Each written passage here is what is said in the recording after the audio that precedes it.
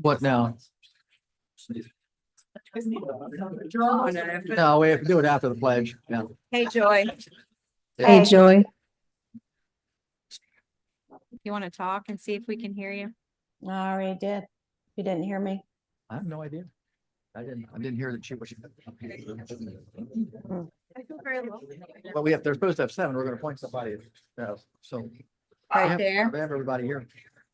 Can you hear me? Joy, can you hear me? Yes, I can hear you, but you're not hearing me. Yeah, we're gonna appoint, well, we only have one person that's out. Huh? Yeah. And that's gonna be a sort of no brainer.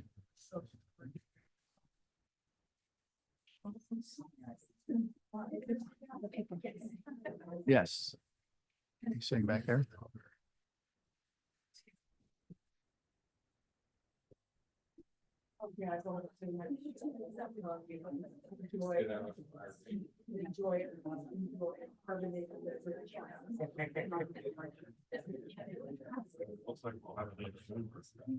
Yeah.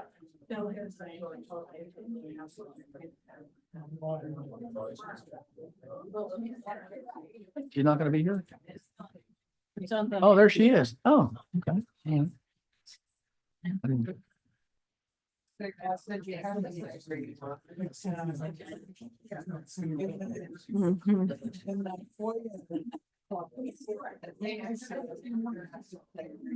Oh, you can tell it that. Lisa. There she is. Well, my attorney adjusted, when people come up and say, they don't give their. Joy, address. talk. Say just a- Okay, can you hear me now? Can you hear me now? All right, it's at that time, we're gonna get started here. Like to welcome everybody, another good turnout. Appreciate everybody coming tonight. Can I have the roll call, please, Debbie? Yes. Councilmember Figgy. Present. Councilmember Grubb. Present. Councilmember Holdren. Here. Councilmember Marino. Here. Councilmember Knock. Here. Councilmember Oswald. And Mayor Foskey. Here. Okay. Have a quorum. All right. The Pledge of Allegiance. I pledge allegiance to the flag of the United States of America and to the republic for which it stands, one nation, under God, indivisible, with liberty and justice for all.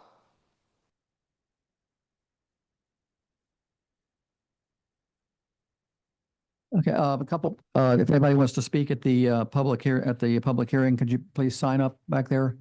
Okay. Can you hear me back there? Okay, thank you. Please turn off your cell phones as well, which I forgot to do mine, so do that. All right, do we have a motion to accept the minutes from the April 14th, 2025 meeting? So moved. Second discussion on this or corrections? I think Cindy sent in some corrections. I think that was on April 28th, wasn't it? Which have been updated. Okay. All right. Any other comments on those minutes?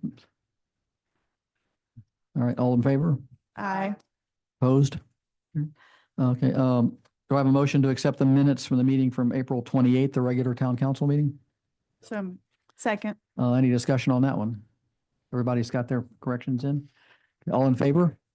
Aye. Aye. Opposed? Okay. Thank you. Right. Mr. Mayor. yeah. I'd like to make a motion to amend the agenda to add a closed session where we will go in and discuss personnel and real property. Second. All in favor? Aye. Opposed? Okay, so we're adding a closed session. Okay. All right, the planning commission, could you call your meeting to order, please?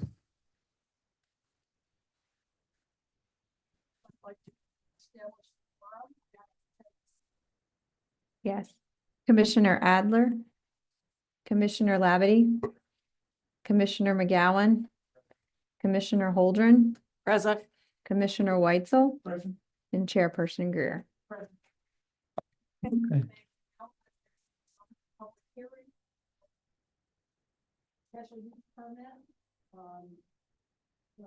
for the town of Hancock Queen Street parking lot, to allow the open air farmers and artisans market to take place, Saturday mornings between 6:30 a.m. and 1 p.m. Okay, okay, I'd like to open the town council planning, special public hearing as well. So the public hearing is open. Would anyone like to speak to this?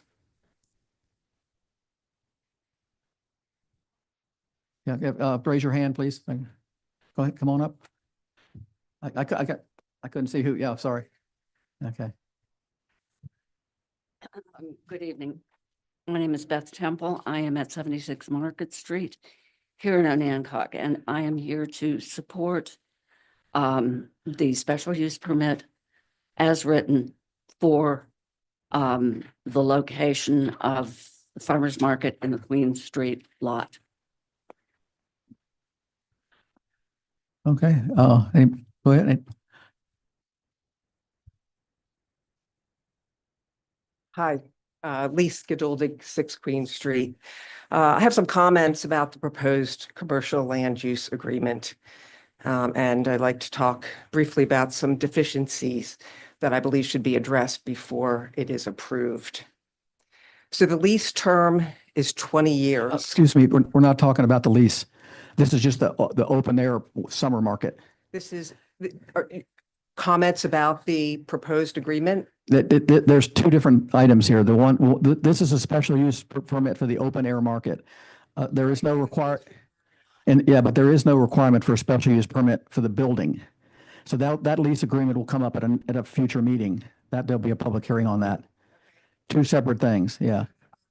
Like to make comments about the proposal that was in the last town council packet about the special use agreement. Okay, that's fine if it relates to the special use agreement, yes. Talking about the same thing. I'm not, if you're talking about the lease, we're not. No. Okay, great. Yeah. Okay, thank you. I'm not specifically talking about, I'm just talking about in that proposal, Yes. right? The lease term is 20 years. Oh, okay, I see what you're going. I'm sorry. Okay? Yes, The okay. lease term is 20 years. There's no provision for the lessor to terminate that lease for cause or for any reason whatsoever. Okay?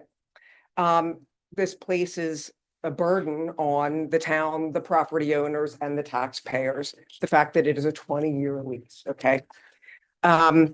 There's also inadequate insurance provisions that do not account for fire or spill, where the civil penalty could amount to $50,000, not including additional repairs, disposal as necessary, et cetera. Also see two missing pieces from that proposal. The first is anything having to do with a change in circumstances. And the second, it's missing reporting obligations. Despite repeated claims that the lessee's presence is an economic driver to the town of Onancock, generating thousands of visitors who support local commerce, there is no reporting obligation at all in the proposal, without which it is not possible to objectively measure the economic impact. So the town of Onancock carries significant custodial and fiduciary obligations that are not fulfilled by the proposal in its current form. The businesses, residents, and the taxpayers deserve rigorous management and oversight of town assets. Thank you. Thank you. Anyone speaking about the farmer's market special use permit? Okay, I'm going to close my public hearing. Casey? Okay, all right. You guys need to make a recommendation now to the council. The planning commission needs to make a recommendation if they choose to at this time to the council.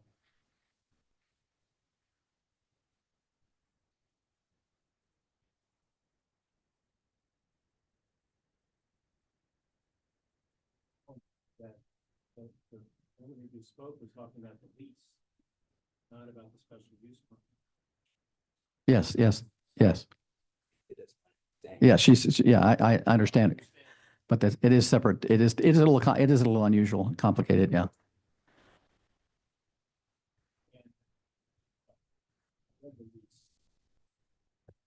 That's your issue, not the planning commission issue.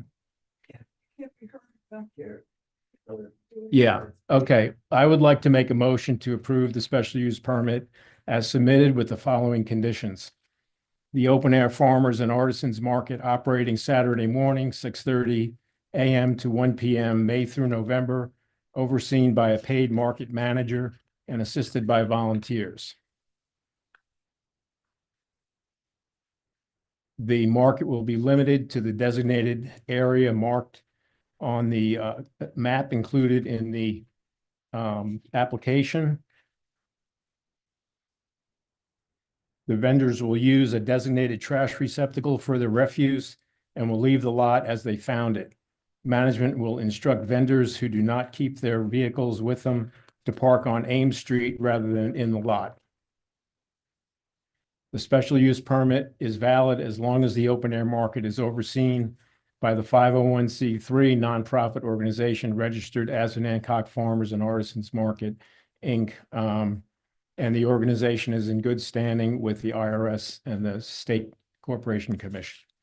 And those are the items verbatim out of the application.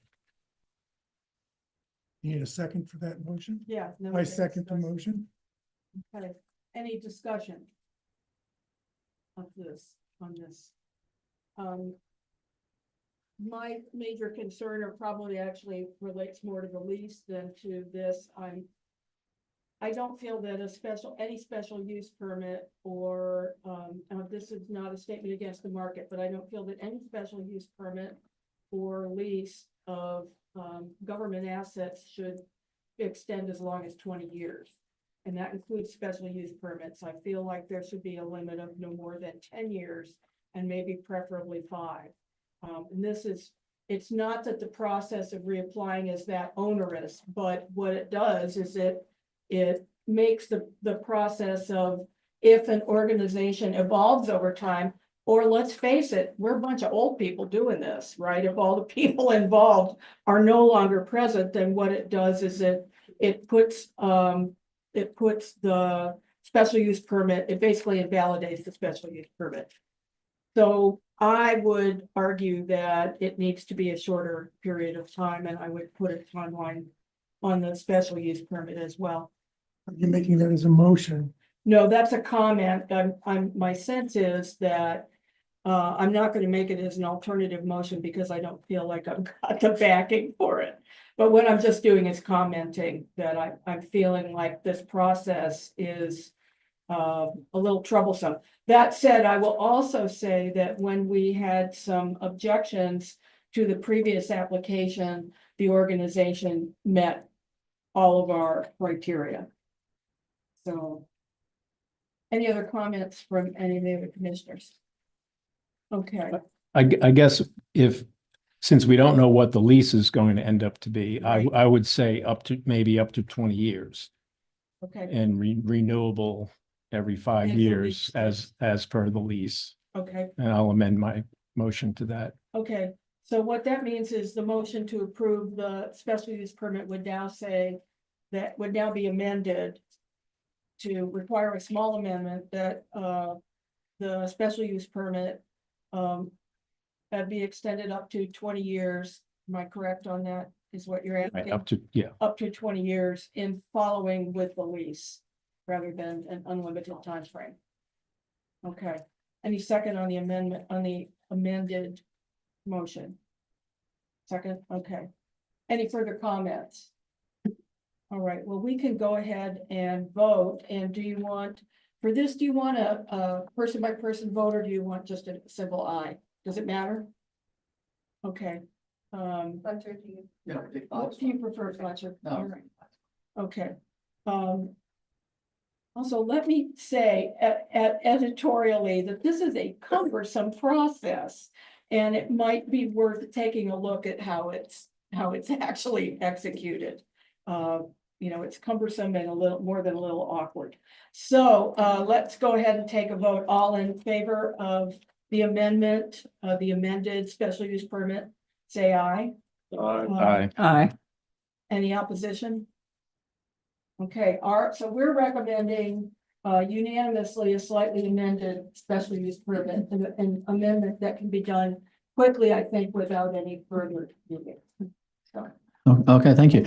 Okay, you can adjourn your meeting. Yeah. yeah, now I gotta That's right. close our meeting. So I'd like a motion to close. And Second. Okay, all in favor? And I adjourn, right? Okay, I'm adjourning the meeting. Thank you, Jim, for the help. Sure. Okay, thank you, Planning Commission. All right. Okay, Everybody for attending. yeah, hold on a second. I'm trying to, yeah, yes. Special use permit that we're talking about now. I thought we approved the market last meeting. Well, we did, but they, How did we approve it before a special use permit? because they needed, well, we approved, yeah, we did. It was a Yeah. little backwards, yeah, yeah. But the special use permit is required because they're moving from one location to another one. Yeah, Uh-huh. so- But would they have bothered with a special use permit? Yeah, yeah, Uh, yeah. No, that was always in the thing. They didn't want to apply for special use permit if council had no interest in letting them use the parking lot. Well, nobody that wanted to have an Airbnb was given that consideration. I was just curious. Oh, thank you. All right. Okay, we'll open so we need we've gotten a report from the Planning Commission. We need a motion to accept, to go ahead with the plan. Is there I guess the applicant is here. Is there a question about the lease? That's a little bit of a change. Does Teresa want to have any questions about, I guess we're tying that special use permit to the lease agreement, the term? That was a recommendation from the Planning Commission. We don't have, that's an advisory committee. We don't.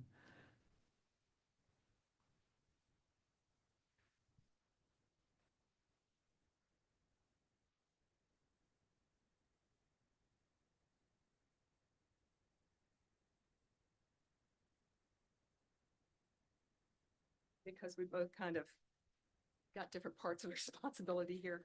So, we've been patterning this after,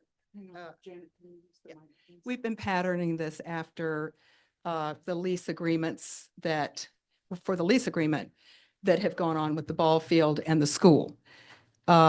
We have a special use permit that we've been operating under for the last 14 years in the lot that we're in.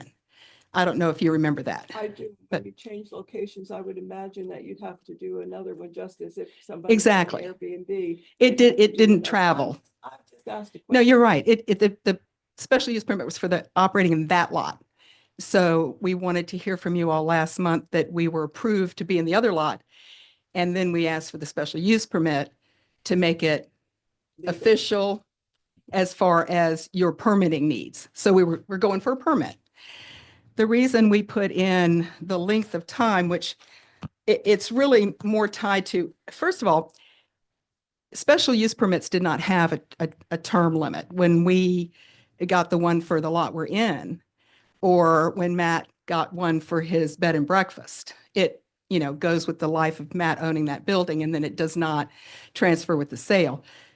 My understanding of special use permit limits came with the Airbnbs, which you mentioned. But I'm not sure from reading your ordinances whether every special use permit requires a time limit, or if it has a sundown clause like Matt's bed and breakfast does. So I think that's up to y'all's interpretation. I don't think you're bound to have a very short time limit based on your ordinance. What we're looking at is, again, excuse me, am I distracting you with my hands? I'll put them down. What we're looking at is the fact that the lot and the building are connected. And so this is one business operating seasonally in two different modes. So we want the life of the permit that's permitting us to have the open air part of the market to be consistent with the life of that building. Obviously, having a lease for the land the building's going to be on, having to be renewed every 5 years, means having to be under the gun about moving the building every 5 years. So we didn't think that was reasonable, or that any of y'all would think that was reasonable. So we then thought, well, 20 years. when we were talking to the planning commission about the special use permit, they wanted more in there about under what guise would this cease? So that's when we adjusted the wording from our original draft to read that as long as it was being managed as it's stated in this lease by a paid market manager, by volunteers, by this particular 501c3. If we fold, as Casey said, the permit goes with us. If we fold with the building, which would all happen at the same time, we would offer the building because we've acquired it through grant funding. We would offer it to any other nonprofit organization that could use it and raise the funds to move it to where they would use it. So, we've tried to kind of look at the long road here. If that's not clear enough and y'all want further, just ask, because I'm not sure what you need. Janet, are you saying that you do or do not object to changing the SUP to a 20-year term to correspond to the lease? We really don't want to see you change the lease to every 5 years. Oh, We would okay. like, Yeah. so, and since we're tying these together, we would like to think that, for 20 years, which is easily the life of that building, that we're not going to have to worry that we're going to be disrupted from the other half of this business every 5 years. So there was a reason for the timing of both of them, and they are tied together. I understand other concerns, but maybe we can address them in a way that doesn't require this shortened permit. Teresa, did you want to say anything? Or- Well, if it runs with the same term, assuming the lease is approved as is, you have no objection to that, correct? Well, the lease is talking about a 20-year term. Right. So if the So, yes. SUP runs with the same term, Yes, that works for the market. yes. Any other questions? All right. Yes, Mr. Mayor, Thank I you. have a question. Actually, I do. So Can you hear me? I understand the concern about the Oh. changing the term to 5 years. Do you feel the same about 10? Again, anything that happens is of concern, even though we don't have to get a special use permit for what goes on in the building, because that's just like every other commercial space in town. It's tied together. So I'm wondering if the smarter thing would be to have, as was suggested, maybe benchmarks that you want to see met. Do you, if there are complaints about this or that we can't resolve, anything that triggers any concerns someone might have, that, we're responsive and we respond in a way that's, community friendly.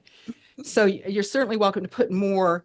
I think there's a whole section saying you can put more, what do you call them, Matt?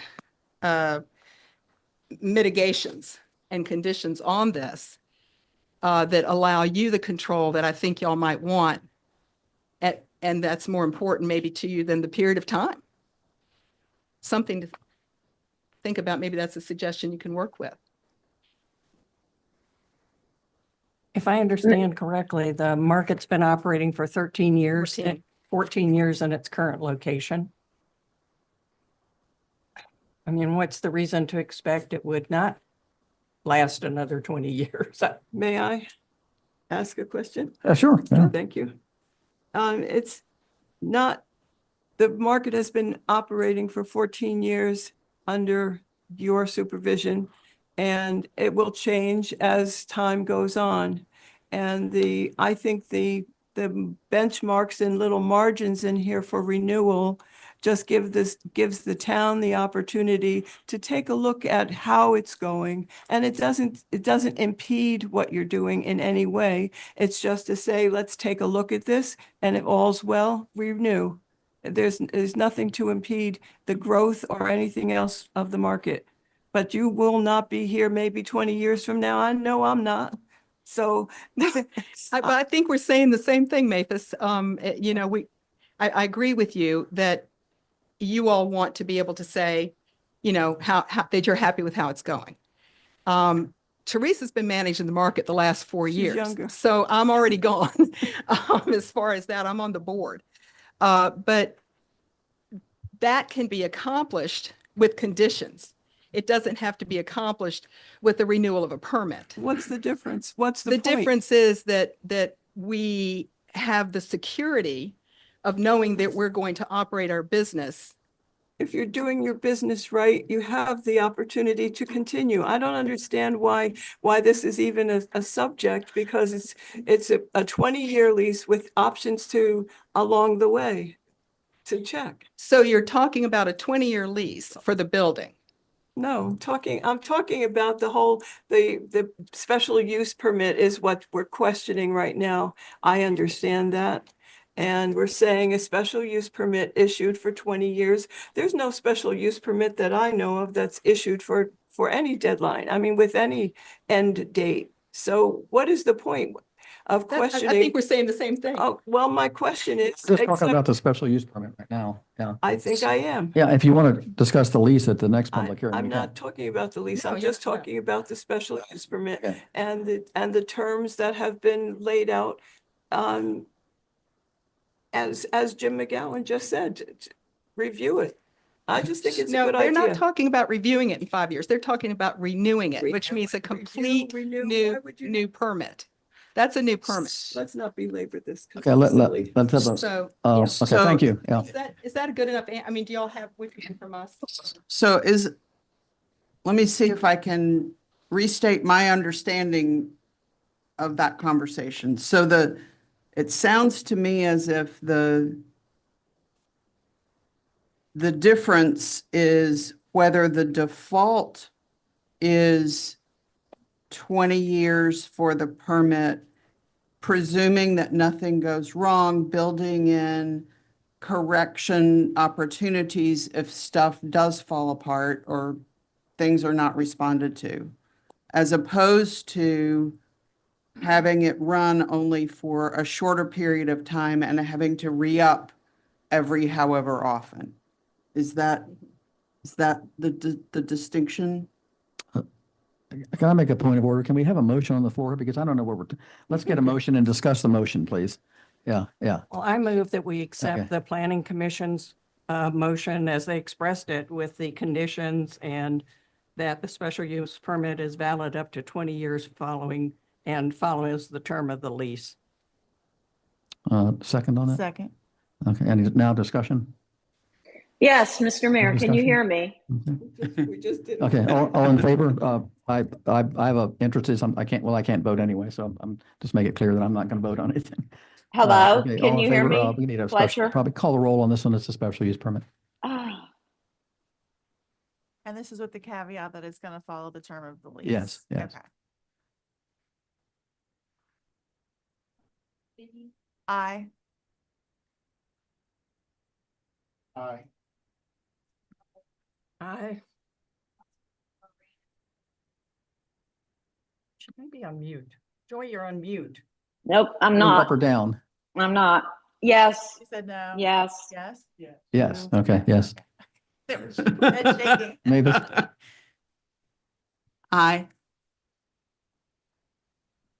Nay. Okay, all right, thank you. The motion carries. Okay, thank you. All right. Public presentation, we have none scheduled. Okay, council action, resolution for 2026 budget, 2025 tax rates, 2026 30 capital improvement plan. Matt? Back in March 24th, you were presented with the budget and the CIP for the first time. On April 14th, you held a special meeting where you were able to go line by line through the budget and make adjustments to the proposed budget. On April 28th, you had a public hearing to review the budget and the tax rates. So we're asking for you to vote to the affirmative on this resolution. Okay, somebody want to read that resolution motion out?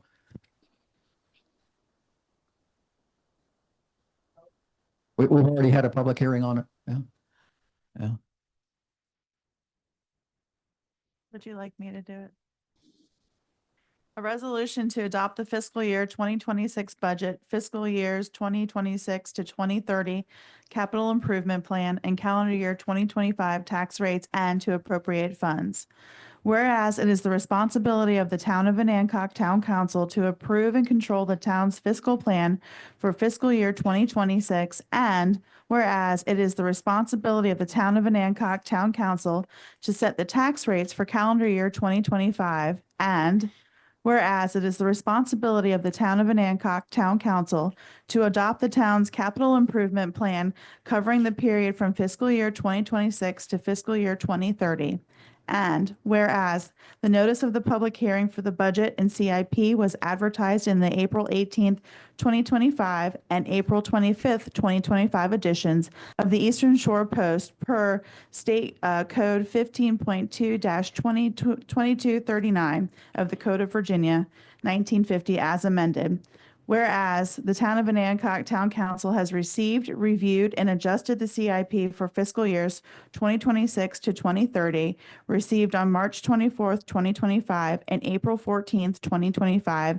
And whereas the Town of Anacog Town Council has received, reviewed, and adjusted the town manager's proposed budget for fiscal year 2026, received March 24th and April 14th, 2025. And whereas notices of the public hearings were advertised in the April 18th, 2025 and April 25th, 2025 editions of the Eastern Shore Post per State Code 15.2-2506 and 58.1-3321 of the Code of Virginia, 1950 as amended. And whereas the Town of Anacog Town Council has received comments on budget requests at the public hearing on the advertised budget, advertised tax rates, and advertised changes in user fees from citizens of the Town of Anacog at a public hearing held on April 28th, 2025. And whereas the Town of Anacog Town Council intends that town management shall adhere to the budgeted funds following the total budget presented by the town manager and adjusted by the Town of Anacog Town Council. Therefore, it is resolved by the Town of Anacog Town Council this 19th day of May 2025 that the following tax rates and personal property tax relief rates for calendar year 2025 be and are hereby approved as outlined in Table 1 below, and be it further resolved that the fiscal year 2026 Town of Anacog budget outlined in Table 2 and here is by approved and appropriated effective July 1st, 2025, and be it further resolved that the fiscal year 26 through fiscal year 30 capital improvement program be and is hereby approved as outlined in Table 3 below, and be it further resolved that the appropriations designated for town capital projects and active grants shall not lapse at the end of the fiscal year, but shall remain appropriations until the completion of the project or grant, or until the Town of Anacog Town Council changes or eliminates the appropriation. Do we have a second on the motion? Discussion? Okay. Sorry about that. I know we had talked about you maybe reaching out to the town attorney, Matt, and seeing if he would reduce his rate at all, because you guys, I guess, were using him a lot more in previous years. I don't know. He didn't. Well, Thanks for trying. yeah. Thank Thanks. you, thank you. All right, can we have a roll call vote? I'm sorry. I've got a couple other questions. Were there any other changes to what's presented based on the meeting on the 28th?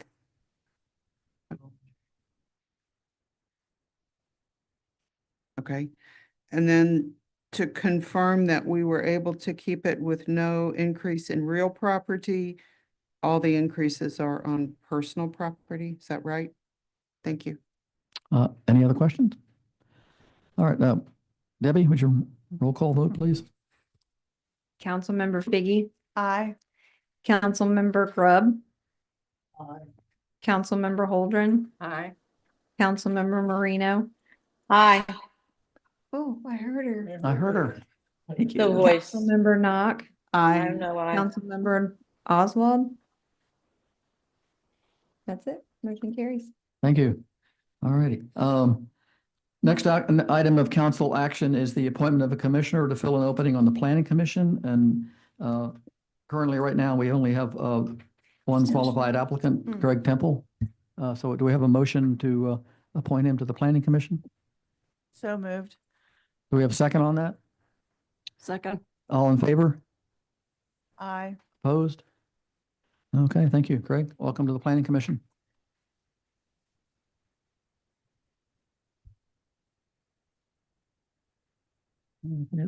Next item for the item, council discussion, it's a follow-up of what we just talked about before, was the lease of the Queen Street land to the Nancock Farmers Market. That's been enclosed in your packet. We'll have to have a public hearing on that, and so I think, well, I think there was some question. We can talk about scheduling the public hearing in a few minutes. I think there's some other thing we might want to, some other council members suggest we might have a special meeting earlier for other items as well. There's a lot of stuff, especially, I don't know if you want to talk about that now. I don't know. Yeah, there are a number of things that we kind of have had on the table for quite a long time. And some of those that I've thought of are the town square design that I know that the tree boards met, and I think it would be helpful for the town council to hear their discussions and at least their draft recommendations. The entry sign design, I think, has been approved. I'm assuming just an update on perhaps where we are with getting that actually installed. We're still working on the Queen Street parking. I think an update for everybody on where we are on that contract for the engineering plans and all would be helpful. I personally hear a lot of questions about the drainage, and I think it would be useful to update people. Traffic direction. Yeah. And the traffic direction's another point.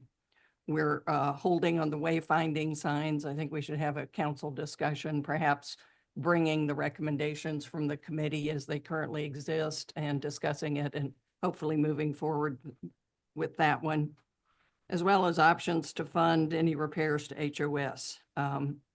We could have such a meeting on June 9th if everybody is agreeable to doing so. Any probably have a problem with the June 9th? No. No?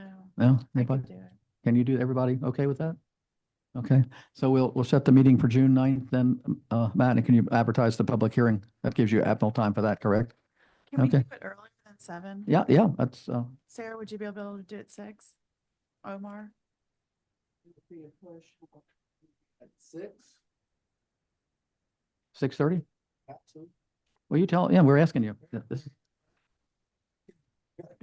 okay, That's far for me right now, but yeah. let's do okay. that. All right, let's do 6, is 6 o'clock okay? Okay, Matt, 6 o'clock on the, yes.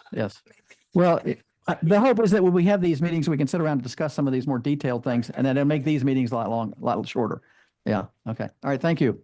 All right, okay. All right, options to fund a project at HOS. Well, I guess we just kind of kick that, Matt, do you want to discuss that at all, or we did, there's really not, I don't know.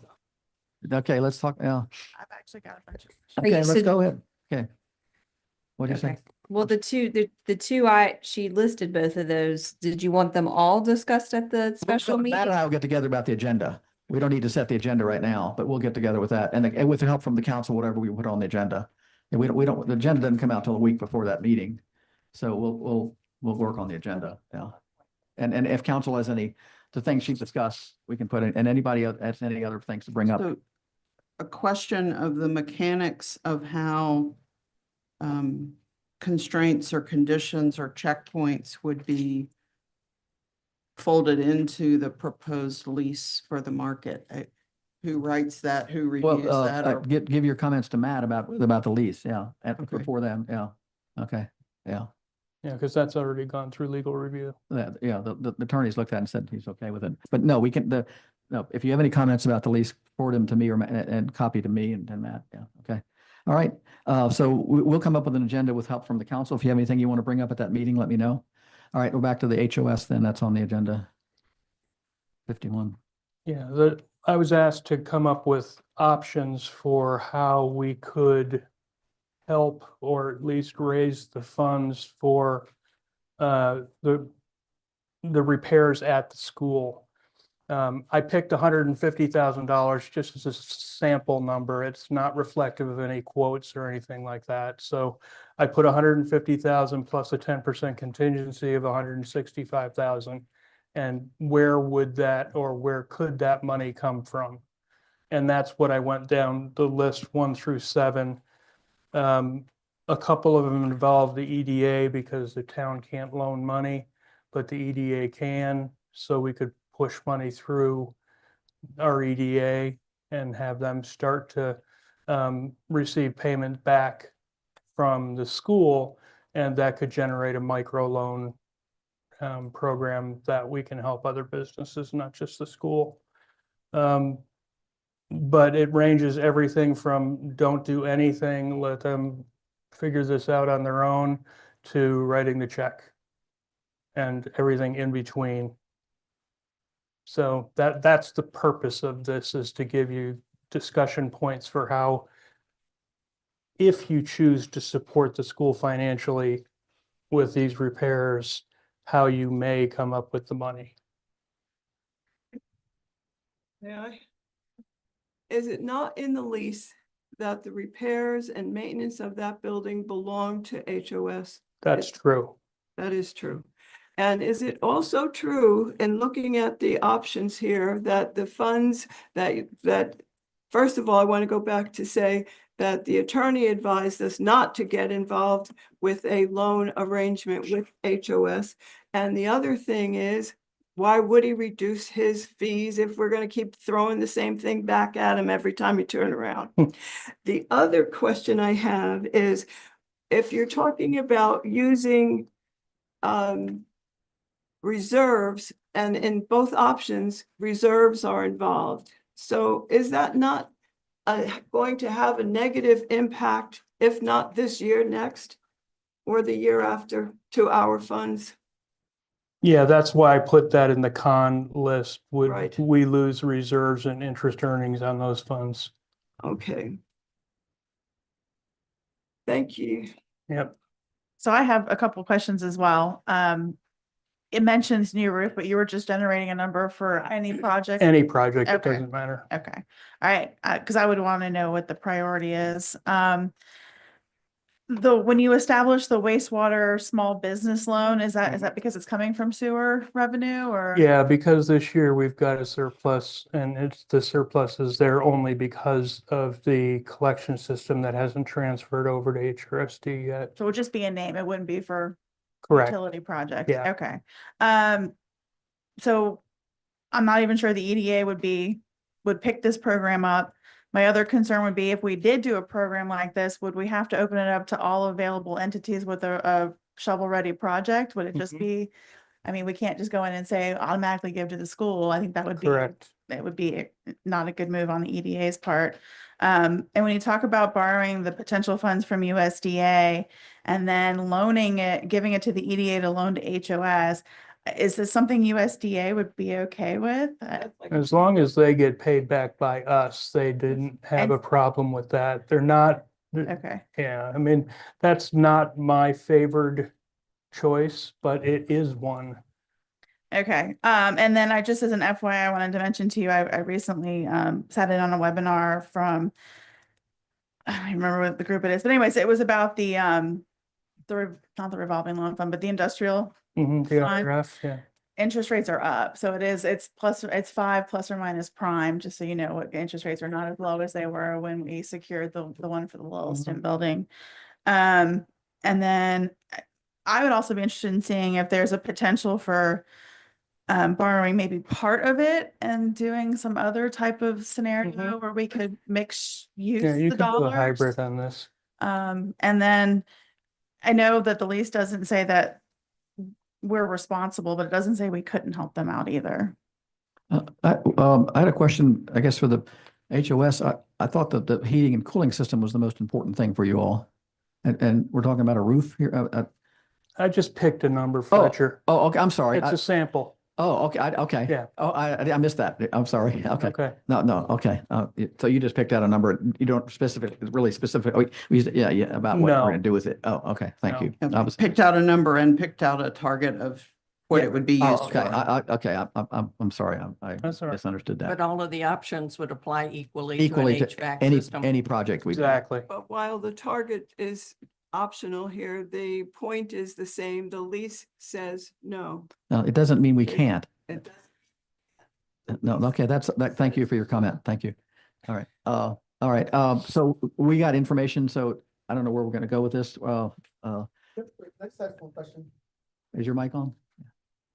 No matter what we do or where we get this money from, or like you said, you just picked a project or whatever the case is.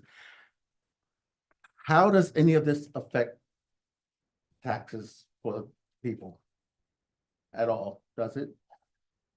If we were to borrow the money from USDA, it would have to be paid back and that would show as an expense. But we'd be paid back by HOS the equal amount. So we borrow the money and they make the loan payment. So it would show up on our financial statements, but it wouldn't negatively impact taxpayers. If you use straight reserves, if we just write the check and say we're using the money in our savings account, we lose the reserves, we lose the interest earnings on that. But then also,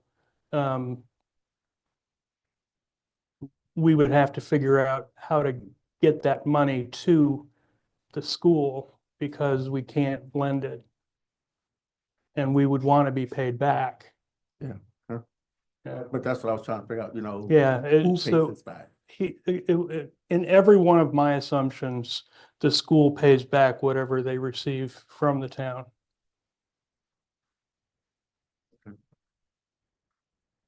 One of the pieces to this, Omar, is because the school does not own the building, they cannot apply for grants. Or loans. Or loans. Our loans.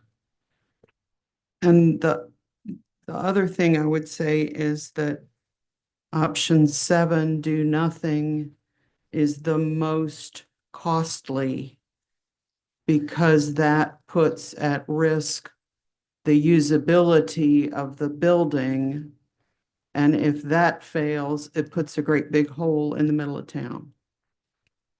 If the HOS puts their priorities in order and spends funds that they raise for what is their most desperate need, then we don't need to get involved. As the lease says, this is their responsibility.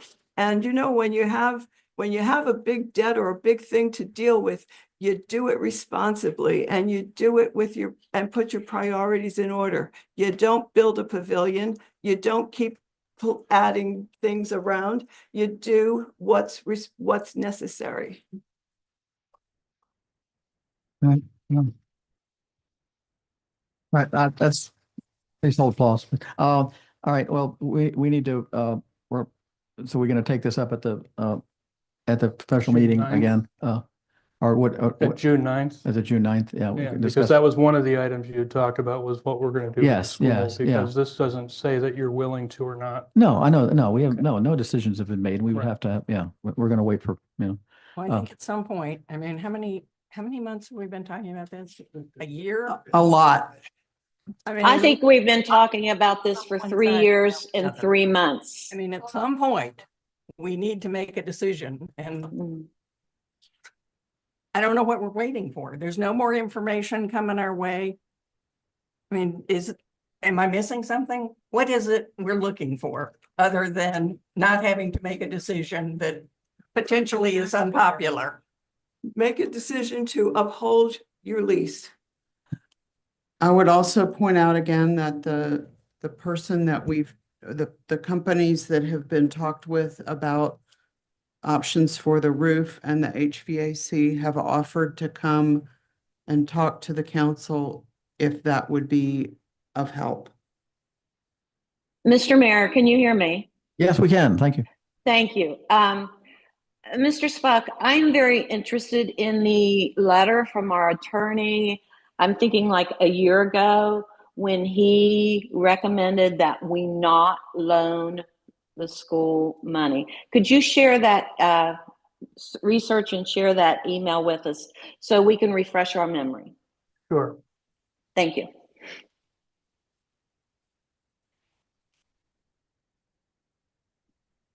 You're going to share the extra, you don't have any comment on that now. Do you want- Right, I yeah. didn't memorize the email. Yeah, so, yeah, right, okay. I was, Okay. yeah, all right, so you're going to send that out to us and be public record? right, Yeah, yep. Okay, thank you. Can I suggest another option? Perhaps there's room for the town to pay for part of some repair and the school to pay for part of it. Well, In some, it would be a direct payment on our part for whatever part we chose to participate in. well, I think Lisa brought that up as some kind of hybrid type thing, yeah, yeah, I'm willing to look at all options. yeah, okay. And I Cool. understand this is an emotional issue for people and I expect to hear from all sides. Yeah. I hope so. All right, so we're going to bring this back up at the, okay, well, thank you, Matt, for bringing the, Sure. preparing this stuff for us, okay. All right, okay, committee reports, planning commission. Cindy? The planning commission did meet this month. We did adopt the bylaws with a few revisions that we made at the meeting. Those were adopted. We discussed the comprehensive plan process and kind of divvied up some of the sections and the tasks that we need to do and are working on those. There wasn't really too much else that happened. We talked about maps. I can't remember a specific decision. I don't know if Casey's still with us, but I don't think. We're at Right. the point with a lot of the stuff where we're pretty good conversation, right? We're trying to figure out what we want to do. Yep. That's it. Yeah. Oh, we did talk about standardizing. We examined the current land use / zoning map. And there was some discussion about standards using standard, widely shared standards for the colors and things like that. Oh, okay, Beginning work on that. okay, thank you. Any questions for, about the planning commission? Okay. Economic Development Authority? We meet again June 18th at 6 o'clock right here. I had a question from the plan, ADA's been in, I don't know, how long have they been, about a year now, more than a year? Yeah, they were enacted last January. So, and I know that the money's going to start coming back from the Loweston project. Is there what kind of progress have they made on coming up with what to do with that money? I mean, it's going to be coming in fairly soon. It is, and we've talked about starting working on how we want to set up the revolving loan fund. Yeah, is that something that we're going to see at you're going to report that to the council? Is that coming up pretty quickly? I mean, I feel like that was their main job, and I don't know, it's like nothing's happening there. I Yeah. will mention it again. Okay. all Thank right, you. All right. Sure, of course. And Lisa, while it's going to start coming in, do you know what kind of chunks you're going to get? And because of, Matt can probably Matt answer that actually one. knows the, so that it makes it viable to Yeah. offer a loan. Just $5,000. 5,000 a month, that's what the payback is. Thank you. and we've started talking about like, what does that look like? Do we hold on to it, do another big project, or do we find smaller and then it's also going to meet certain criteria that the Lewiston also met, but we think we're going to be able to relax some of the Yeah, stringent. but you're talking about what state requirements they're going to put Yeah. on you. Yes, So we're okay. working on figuring out. I know all you're an that out. independent body, but I feel like, I'd like to know. I yeah. understand. Yeah, I know that. All right. Any other questions for the EDA? Okay, community reports, on Hancock Main Street.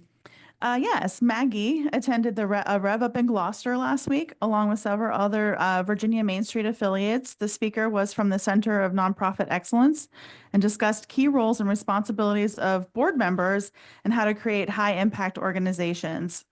We can utilize their service for free it's one of our freebies for Main Street, so that's exciting.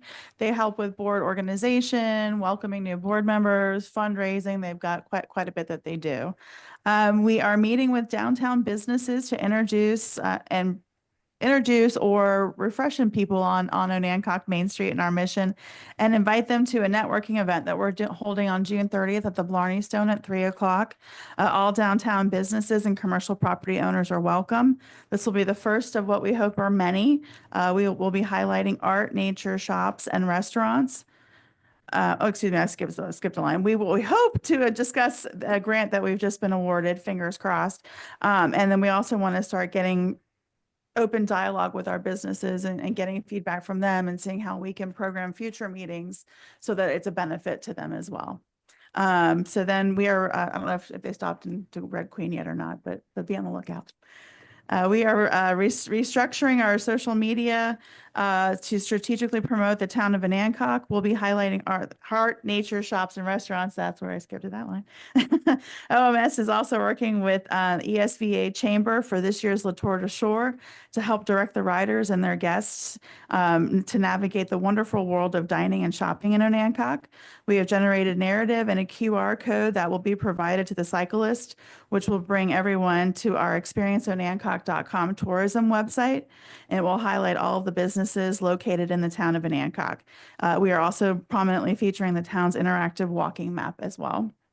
The new Ravenna mosaic is complete. We're very excited about that. That's the one that's going to go on 38 Market Streets between the two restrooms. And so we're just waiting for the installer to give us a date. And then the 2 uptown muralists are now under contract. Both murals should be completed no later than the middle of November. Any questions or? Yes, ma'am. Location of the murals, exactly? So one is going on the side of Market Street Grill that you'll see coming into town, and the other one is on Woody's shop that's on that side that's on Boundary and Market.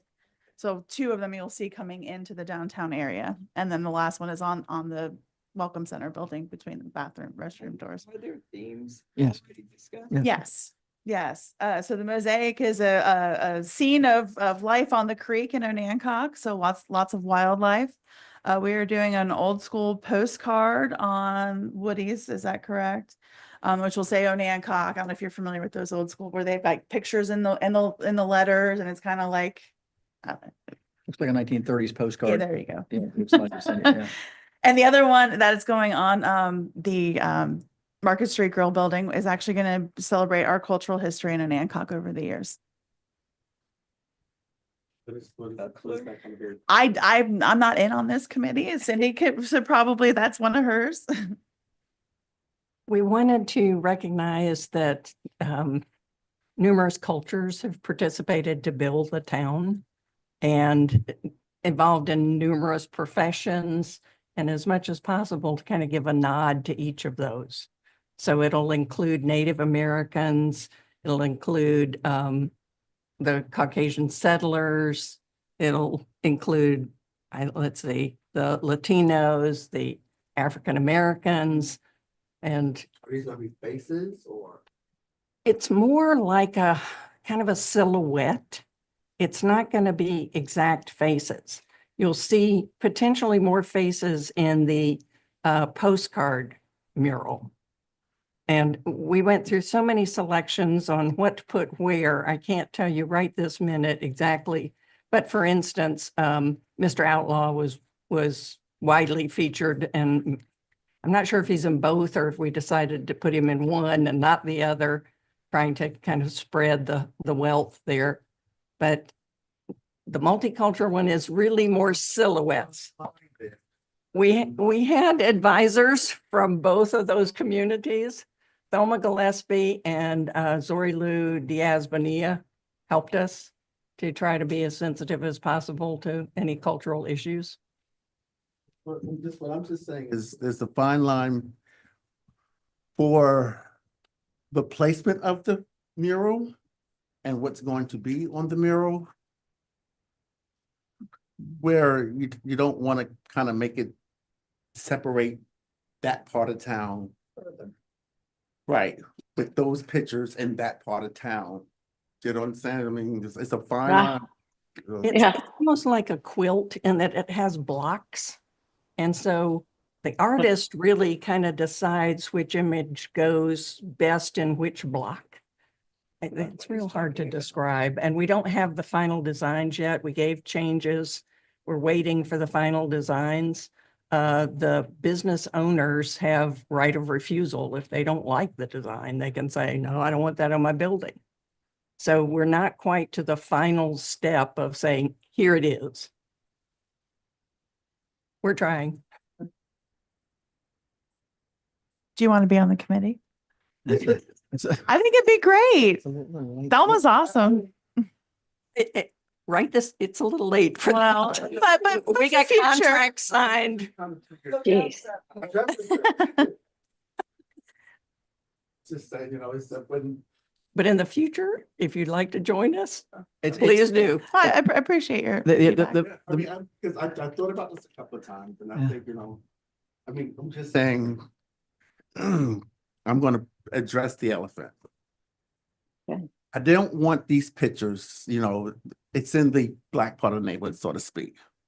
And I don't want to see, I can't say I. We don't want the Martin Luther Kings, you know, just to say, this is where the black folks are. Well, the pictures of all the different people. Okay, And one little box is going to be something and it's not, Okay, I mean, yeah, we're not, it's not a fine line. yeah, but it's not, they're not doing, I understand what your complaint, yeah. But Okay. you need to talk to Thelma if she's been, you know, she's been talking, yeah. So, I mean, I think they're not, it's going to be a kind of like a lot of different boxes with all kinds of the postcard represents all aspects, the creek, I you got know, you. yeah, I mean, I yeah, understand yeah. it, but I'm It's just not, it's letting not, you you're right. know I that- understand what you're saying and it's not going to be, you know. And I don't want it halfway done and then. Yeah. There's a, Yeah, you know, an explosion. right. You Yeah, know, I understand. Yeah, Understood, I'm just understood. giving you. yeah. Well, I mean, It's up. well, I mean, they went through the same thing with the, you know, with the other couple of murals. I mean, the one on the Playhouse depicts people there and they, yeah, but I mean, there can be some issues. Yeah, yeah. I think you're going to be happy with I'm it. just Yeah. trying to. One thing I would like to mention is that the people have to be tied to an Hancock specifically. I got you. We're not having any national figures. No, I mean, trust me, I know. I mean, I'm Okay. just saying for the, you know, this. Yeah, I met with the artist. He came into the gallery and I had a chat with him and he was directed to go up to see Danny Dowdy's art. Mhm. Not from me. he did, he didn't bid on the project. He didn't put on, they put an RFP, he did not submit he doesn't do murals. Yeah, yeah. That's a whole different art. The RFQ goes to the art leagues and you know, we make it as widely available as we can, Yeah. but none of the murals have ever been, we've never gotten any interest from local. It's a specialty. Yeah, and this is not a town project. We're not putting it on public This property. is Main Street. This is a Main Street project, and these are private, you know, property, private businesses that are offering to do this. Yeah. So, yeah, Thank you, Omar. thank you. I appreciate. All right. Any other comments for Main Street? Historic and Hancock School. Yes, the work on the pavilion is approaching the point of being able to submit for the certificate of occupancy. Not quite there yet, but getting close. The Field Day Fiesta on Saturday, May 3rd had more than 60 people in attendance, supported by more than 20 volunteers to help keep things running smoothly. So thanks to everybody for coming and helping. I was not able to be there, but it sounds as though it was a great day. It's beautiful. The next event is Saturday, the 31st, which is a week and a half from now, Blooms and Brushes, a walking tour of local gardens featuring artists painting on plein air. There will be a reception in the gallery on Wednesday, June 4th, in conjunction with Wine Wednesday for June. That will be from 5 to 7, where people can visit studios, see the art created on that day. That's from 11 to 3 on the 31st. And looking ahead, in cooperation with OBCA, July 3rd, ice cream, band, magician, the works in advance of July 4th. So come for that because that really is a special evening. Thank you. Any comments? Any questions? Yeah. Okay, thank you. All right, turn to public comment now. Lise, I think you're first up. You've already said that. Margie Lebedy?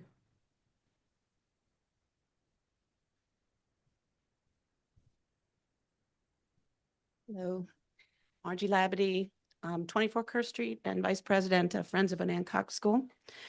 I would like to ask Town Council to support a plan that helps the Friends of Anacog School continue its mission to connect, inspire, and embrace our diverse community through artistic, educational, social, and recreational means to sustain our legacy for future generations. You know, as we do, that we must find a solution to work together. We'd like to know that Town Council is with us in helping us bring forth ideas for our success in the future. We do not wish to be at odds with any Town Council member, let alone any member of the Onancock community. We have quite a few new members on our board of directors, and we'd like to think they have brought a new outlook to our future. Our executive director, Corey Kavulich, is actively making improvements daily to increase communication and make more information available to the public about the activities and amenities at the historic Onancock School. Our trails, our playground, our disc golf course, and more continue to be open daily for free to all. We will be opening the pavilion this season. It will be a place for all, as are our grounds, and a place for our families and friends. We invite everyone to our events. The Sandspurs have been beaten back into submission, and so we look forward to having you all out in the sunshine to hear some music.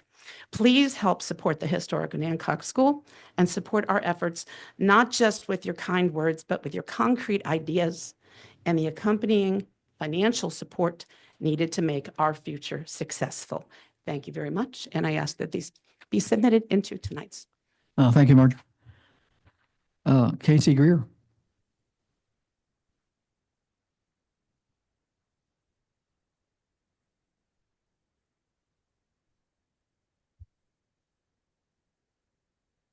Thanks, everybody. I spent a lot of time looking at the budget, and I also attended the hearings, and I've tried to really be attentive to this. And I must say that there are a number of mysteries in it that I think need addressing. And I want to make the case yet again for a full engineering report as part of the planning for the future of the building. That would include going through and assessing all the existing reports, using somebody to do that, and figuring out what you want somebody to focus in on.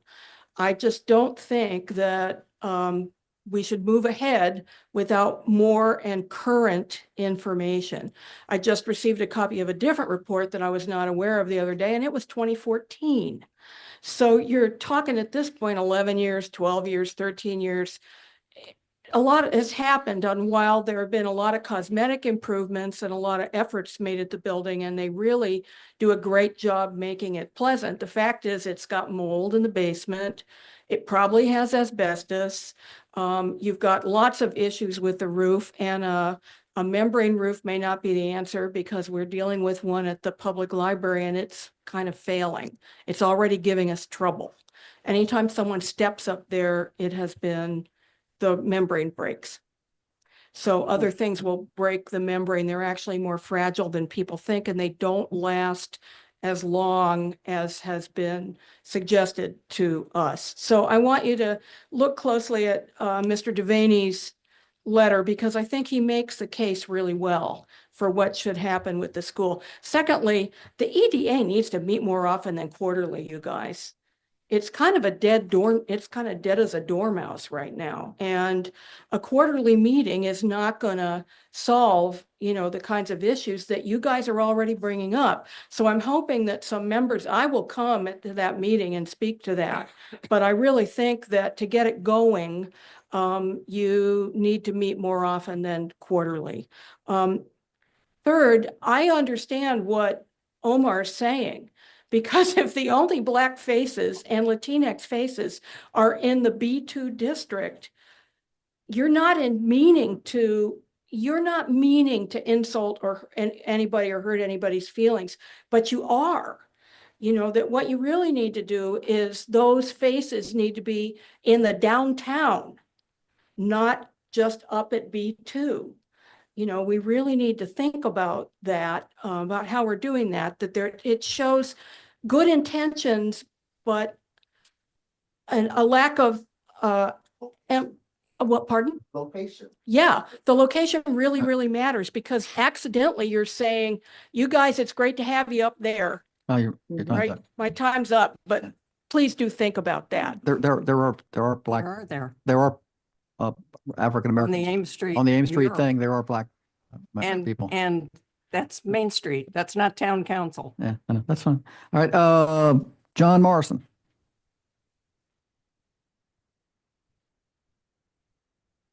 Good evening, guys. Thanks for hearing me. Tonight I'm here to talk about gravel. Seems rather mundane, but it depends on how gravel affects your life. As you all know, T&W Block has had a gravel yard down there for longer than I've been here. And we've been here for 20 years. We're glad to say we've been at Hopkins for 20 years this weekend. So come on down and celebrate with us. All right. Anyway, you know, we're glad to have them. I mean, the barges going up and down the creek, keep that creek open so that 100-foot boats can come in there. And that is a wonderful thing. It's great for the town. It's great for us, of course, but it's great. It's good for everybody. But the mess they make is really starting to affect me. And I have some visual, can I approach? Sure. Got some papers here. I have pictures. Thank you, Your Honor. Right for that wire. No, I have an extra one if somebody. I know, they do. I got one for you. Anyway, I don't know if you guys have noticed, but the gravel goes all the way up to 13. If you go to the Market Street and 13, there's gravel in the middle of the road up there. It's gotten out of control. You know, the area right there coming out of the gravel yard is a big ditch from, I guess, the trucks coming out of there, and so the trucks come out, boom, boom, boom, shakes the truck, and all the gravel ends up right in front of Mallards.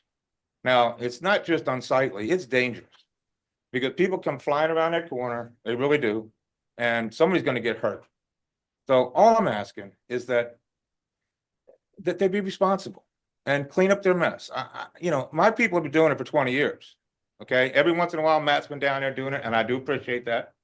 But we shouldn't have to do it. Matt shouldn't have to do it. Every time that barge comes in, and there's one down there right now, you'll notice at the end of this week, whenever they're done, there'll be another big mess down there. And I just don't think it's fair for us to have to clean it up every time.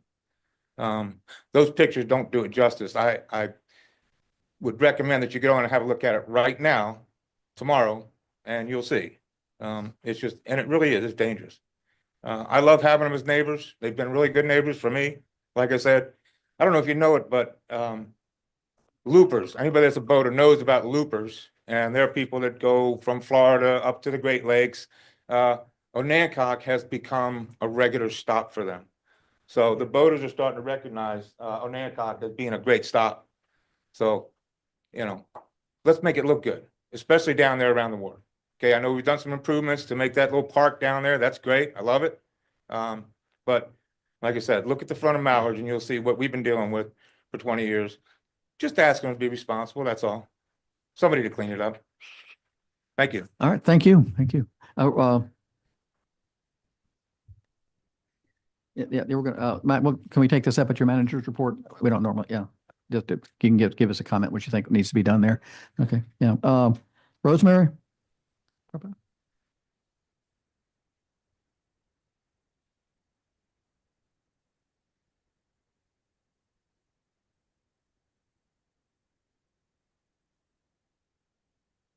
Rosemary Popperone, 9 Holly Street.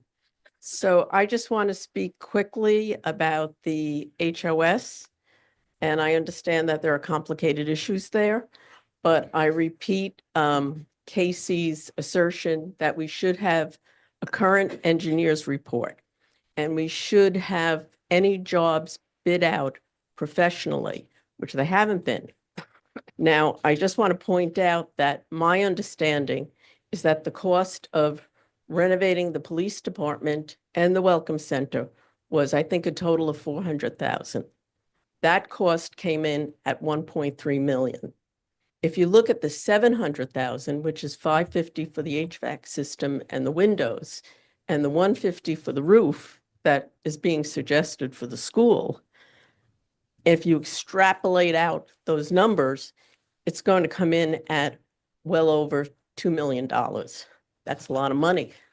This is a town where the median income is, I think it's about $60,000. There are people here who live on Social Security. There are people here who live paycheck to paycheck, and that cost is going to be borne by future generations. So we need to figure this out, and we need to figure it out well.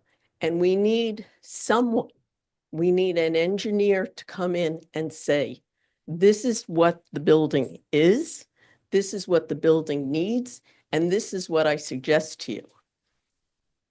By calling in local contractors, they're going to tell you what works best for them. I spoke to a roofer about the silicone paint-on roof, who does many buildings and it's in New York, so it's a bit different. He said the most you can get is a 20-year warranty on it, and there have been problems with those roofs because it doesn't mend whatever's going on underneath the roof. They're problematic, they are failing. This is very, very important. Also, there's a line item in the budget, I think it's on page 55, which gives the HOS in the 2025 budget another $57,500. And I don't know what that's for, but that's a lot of money, particularly when you consider that our fire department, who is protecting our homes and our businesses, only gets $15,000 a year. They still need an extractor. The guys only have one work outfit that they have. The chief said when they put out fires with contaminants, which they often do, he said they put out a couple of combined fires. The suits are contaminated. Oh, thank you.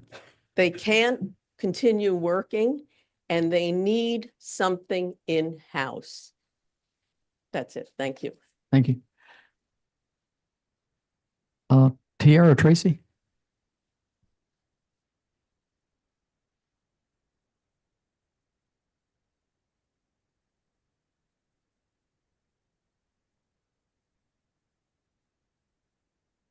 Hi, Tiara Tracy, Ames Street.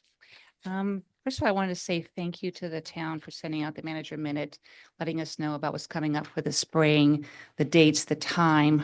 I have some concerns about mosquito spraying in town, how it's managed, the monitoring of samples. Are we even doing that to know whether we should and should not be spraying, or where we should be spraying? I'm concerned about the time changes of when they're doing the spraying. Last year, it was much earlier in the morning and much later at night. And now it's being done earlier in the evening, as early as 7:30 and as late as 6:30 in the morning. Beneficial insects are already active at those times, so that may not be good for everyone. This morning, I was shocked to see a truck coming down Ames Street at 5:49 because the winds were in excess of 20 miles an hour. I'm sorry, 15 to 20 miles an hour with gusts. And everything that is published says that mosquitoes are not beneficially killed when winds are above 10 miles per hour. So I want to know who is monitoring the weather and who's making the decision when to spray, whether it is wind or rain that affects how the mosquitoes are killed, because we use an adulticide in Onancock. We don't target larvae. The handout that the town gives states that biomist does not damage and does not endanger humans when applied as indicated on the label, and it further states that should not be harmful to beneficial insects. The frequently asked questions printout from Biomist, who is our product, states that it is an insecticide and it may be toxic in cases of direct exposure to bees outside the active hive. Their label, which we're supposed to be our guideline states that it's harmful to humans if it's absorbed through the skin and extremely toxic to aquatic organisms and possibly runoff. It also says that this product, and this is a quote, is highly toxic to bees exposed to direct treatment on blooming crops or weeds, end quote. I think that includes flowers in the garden. When I moved here, I was unaware of mosquito spraying. I wanted to put in a native plant perennial garden in my front yard. I can't do that now because I can't invite beneficial insects into my front yard and then watch them die from the spraying that goes on. Clark's label states that it is harmful. I'm sorry, I already did that. It also states that note to physician, the product contains petroleum distillates. The only one I could find published was the New Jersey Health Department has a right to know fact about petroleum distillates. And it says it can affect you when inhaled and may be absorbed through the skin. Inhaling it irritants the lungs, causing coughing, wheezing, and or shortness of breath. On the safety data sheet from Clark, who produces the BioMist, it says it's harmful if inhaled, and prevention is avoid breathing the mist in the spray. I'm not sure how many council members are aware that the spraying last Thursday night hit several humans as well as dogs. People were out cooking on their grills at 7:30. You got kind of 15 seconds. Yeah. Okay, thank you. So I have concerns that we need to have more education in the town as to how we manage mosquito spraying, and education for the public to prevent mosquitoes growing on their property. And the reason that I'm so concerned is that I have non-Hodgkin's lymphoma. I also have emphysema, and both of those items, if I'm ingesting or inhaling BioMist, could affect my health. So those are my concerns. Thank you for your time. Beth Temple?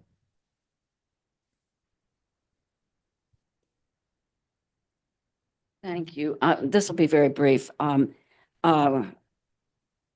I wanted to add to Councilwoman Holdren's list of things to be considered at your big time meeting in the future with Town Square, sign design, Queen Street, et cetera, et cetera. And what I want to add to that is I want a consideration and a discussion of the Samuel Outlaw Blacksmith Shop. I think that it's a wonderful resource in town. It's part of our history and part of our culture. And Gerald Boyd's done a magnificent job with it, absolutely magnificent. And last year we had an event there in 2024, which is fantastic. And a lot of the community members came to that. And it was an opportunity to see Samuel Outlaw's Blacksmith Shop in actual operation. It was fabulous. The kids loved it because, you know, kids love it when it's hot and sparks and danger and all that kind of stuff. And it was a really good glimpse into a world that we just don't have anymore right here.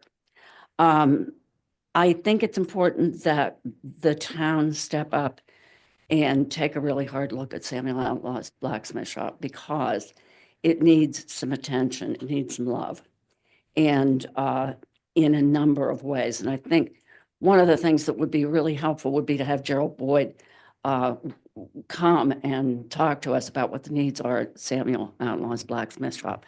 One of the things about that shop is when you walk in there, you think that Samuel Outlaw just stepped out. You know, he's under a tree, he's eating a sandwich, he ran up the street to his house. It's amazing. And Gerald's been very much responsible for putting a lot of that together. And so I'm a big advocate for this site, and I would like some consideration of it when, you know, when you do all of this, when you get all this together, Cindy. So thank you very much. Okay, thank you for your comments. Clinton Strand?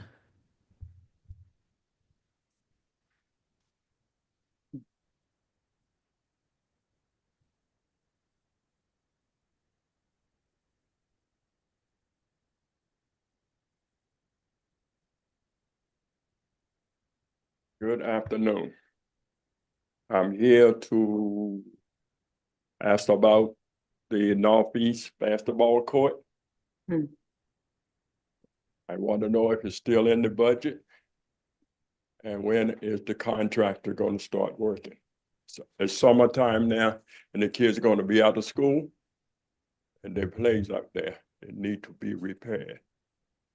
That's number one.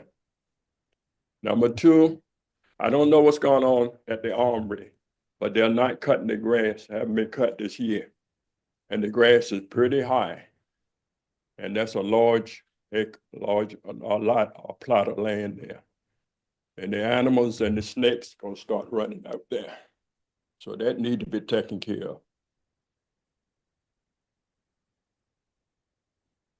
And I also thank you for the information about Outlaw. It does need some attention taken care of. Now, none of these things I seen in the budget. Are they in there? At the manager's report, we'll address your concerns. Yeah. We'll talk, I'm writing down what comments of people, and Matt's going to address at his manager. We're not going to individually ask. Yeah. Okay. All right. Well, I'll get back to you right in about 5 minutes after the, yeah. Okay. That's just the point. Thank you for. So you want the budget for the, okay. Yeah. Okay. Thank you. Thank you. Yeah, if you have a question, I'm writing these down and Matt's going to answer them at the manager's report. Dana Simpson?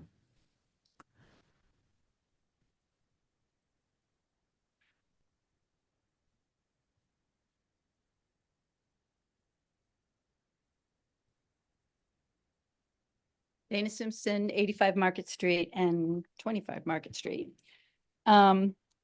In listening to the meeting tonight, I hear about a great number of things that I actually want to comment on. So I'm going to talk real quick. The gravel trucks really go fast. They go fast all the way down Market Street. And I would love it if maybe there could be a comment that they should go like at least 20 or 25, at least the speed limit, but they really go fast. Sometimes I walk out of the Imaginarium and go, slow down, because they're literally like ripping down the street. And they're just putting all kinds of dust out, you know, because they're going so fast and all that.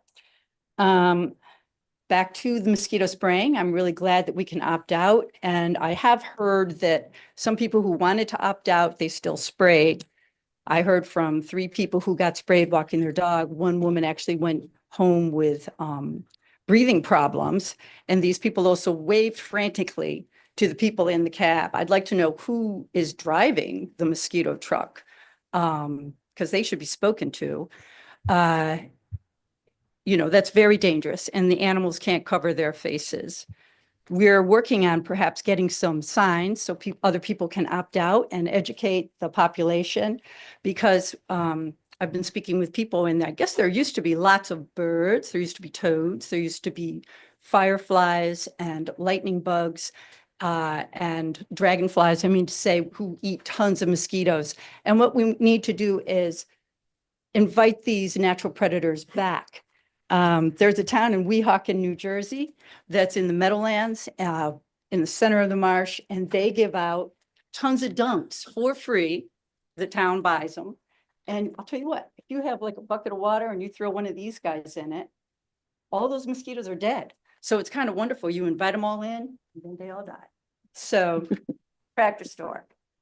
You know, I want to say real quickly, the school has long been a point of division, which is so unfortunate.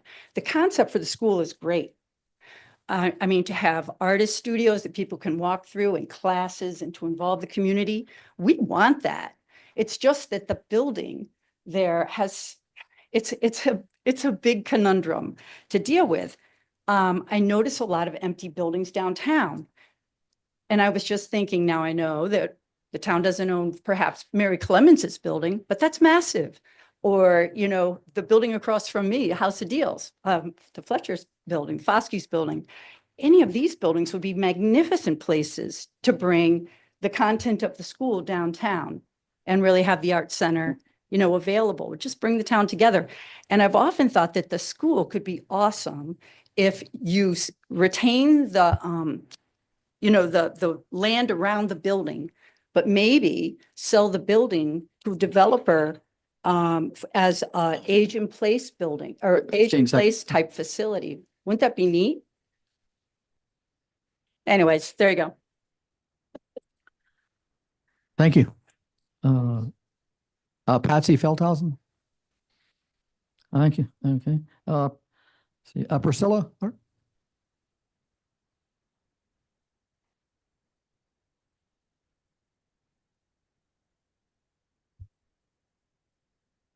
Good evening, Priscilla Hart. I live on Market Street. I may as well follow up with what Dana was just talking about and the ideas for the school. I've been here for, I think it's going on 5 years.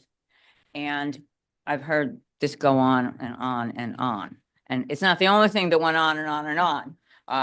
The parking's been going on and on, the wayfinding's been going on and on. So these things don't happen overnight, and I understand it takes time. However, the school is one of our most important assets. And in all this time, I really haven't heard one new idea about how to best use the building. I mean, it could be a lot of different things. And one of the ideas could be maybe the best use is what we're doing. But I have not heard anybody else talk about other uses of the property going forward. And I think that should be something that is explored. Aging in place, senior citizens housing, there are plenty of them around. Lots of other uses, a hotel. I mean, there are other things that should be considered. This is a major asset. And when you're looking at spending money, for goodness sake, $57,000 could be used to pay for a complete assessment. So you're not performing surgery before you know what's wrong and what you really need to do. So I would really support that. The next thing I want to talk about real quickly is credit card fees. I asked that question, and I still have some last town council meeting. I still have some questions about the credit card fees and who is being charged those credit card fees? What are they for? And so a question I have is, are those fees incurred because of late payments? So if you would write that down, Fletcher, and address that, I would appreciate it. I'd like to know what all of that's about. And if we are charging, if we are allowing people to pay taxes or water bills or whatever it is, I think they should incur that 2% fee or the 3% fee, whatever that is. If you pay your taxes in the county will charge you if you're going to use a credit card fee. They don't add that to the tax base for the entire county. So I think that could be looked at. And then the other thing I want to ask about is the fire department. Our fire department is the one that's going to respond when we have an emergency. If we only allocate 15 or 25,000 to them, and we're willing to give $700,000 to an old school building where we aren't sure what we're going to do with it, I think we need to really look at that. We've got a fire department where we don't have that extractor. And at the last meeting, I thought there's an opportunity to go and get one in Melfa. There isn't. That was spoken for already. So they still need an extractor, and they need to be able to finish their tour and get their equipment cleaned so they're not going home with contaminated equipment. I have more than one change of clothes. Thank you. Thank you. Greg Feldhausen?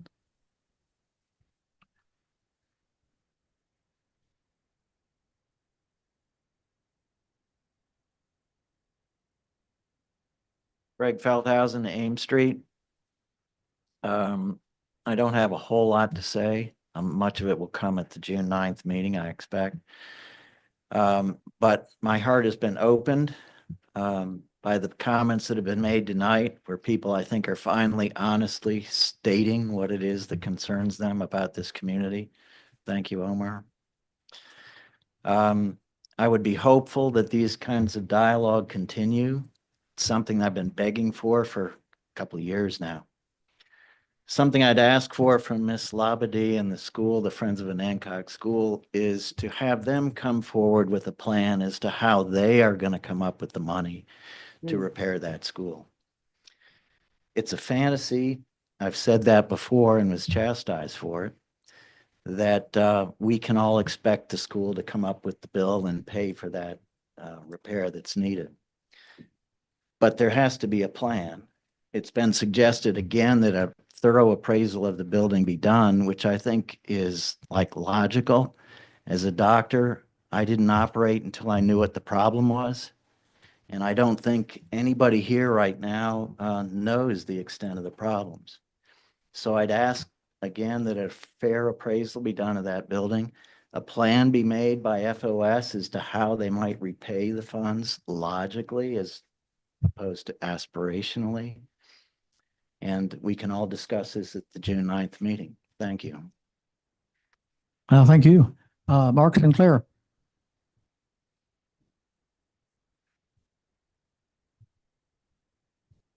Good evening. Mark Sinclair, Greenway Circle, just outside of town.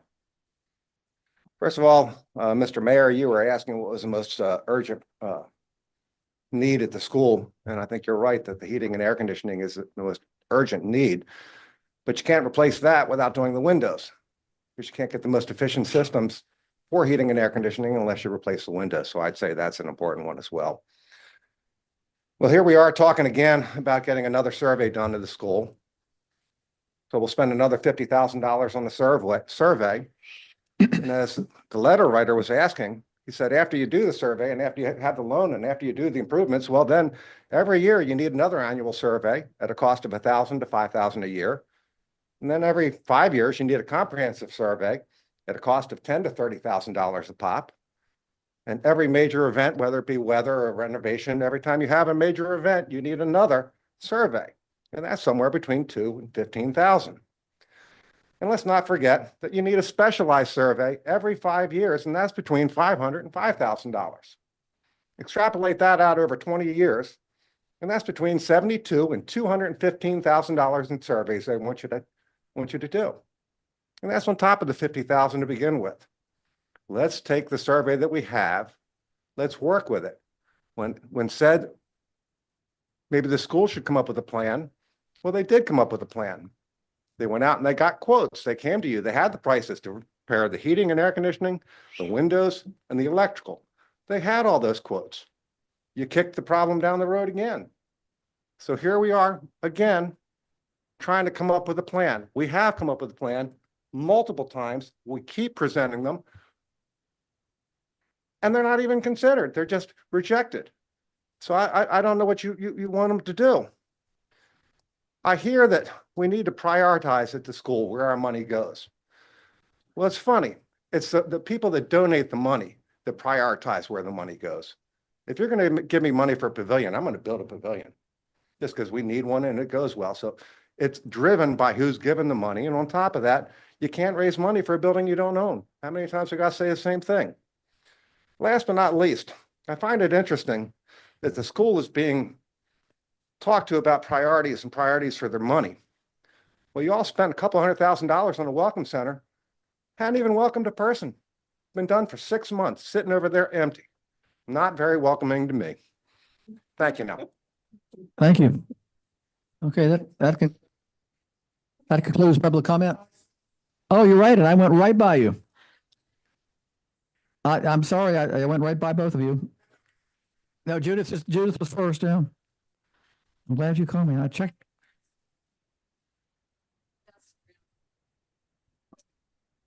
I'm here tonight. First of all, I'm Judith Greer. I live at 28 North Street, which is right down the road.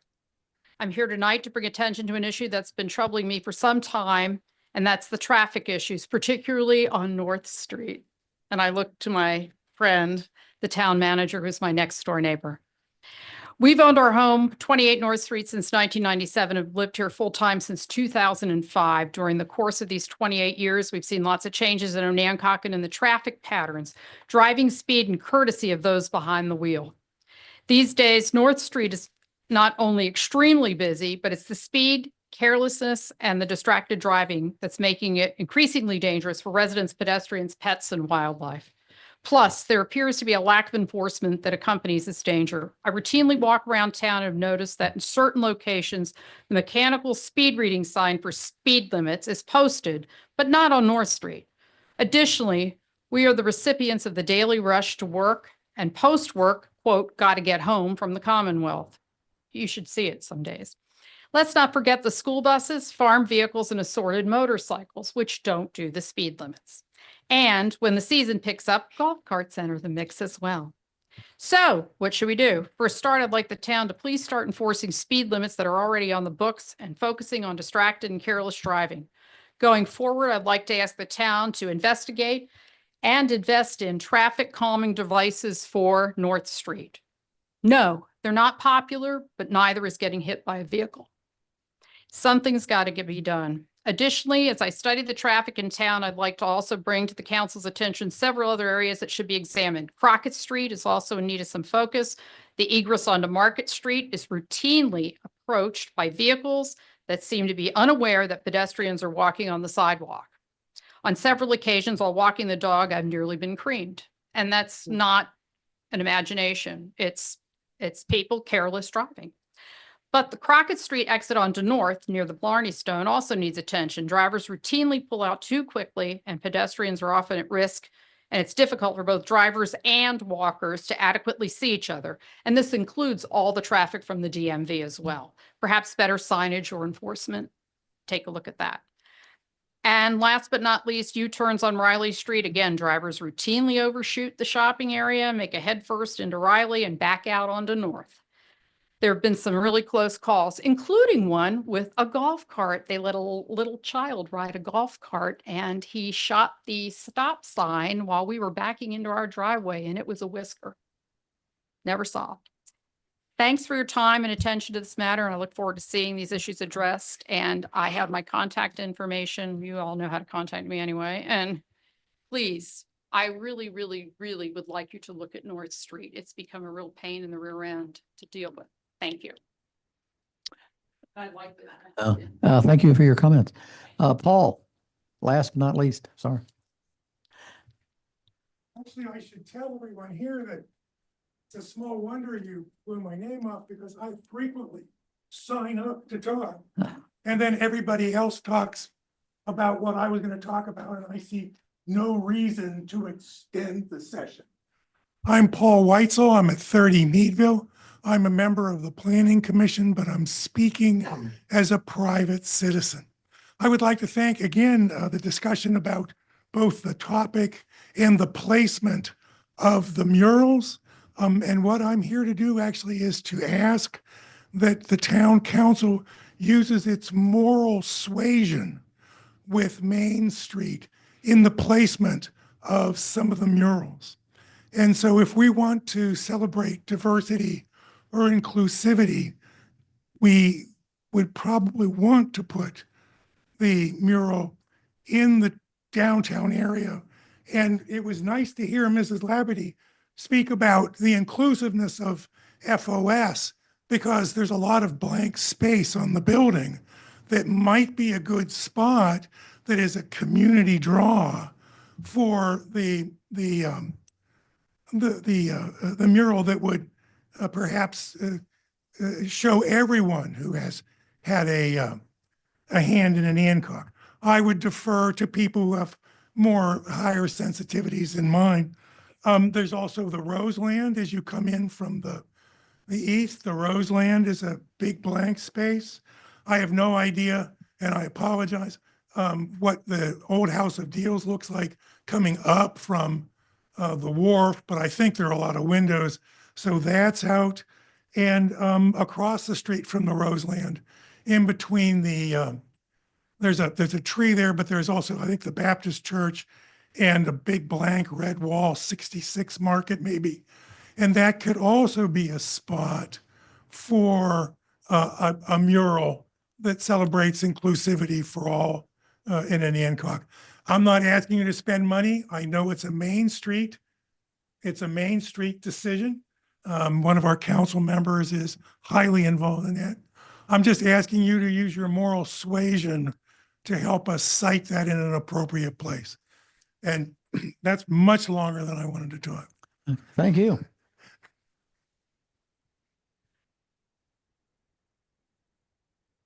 All right. Okay.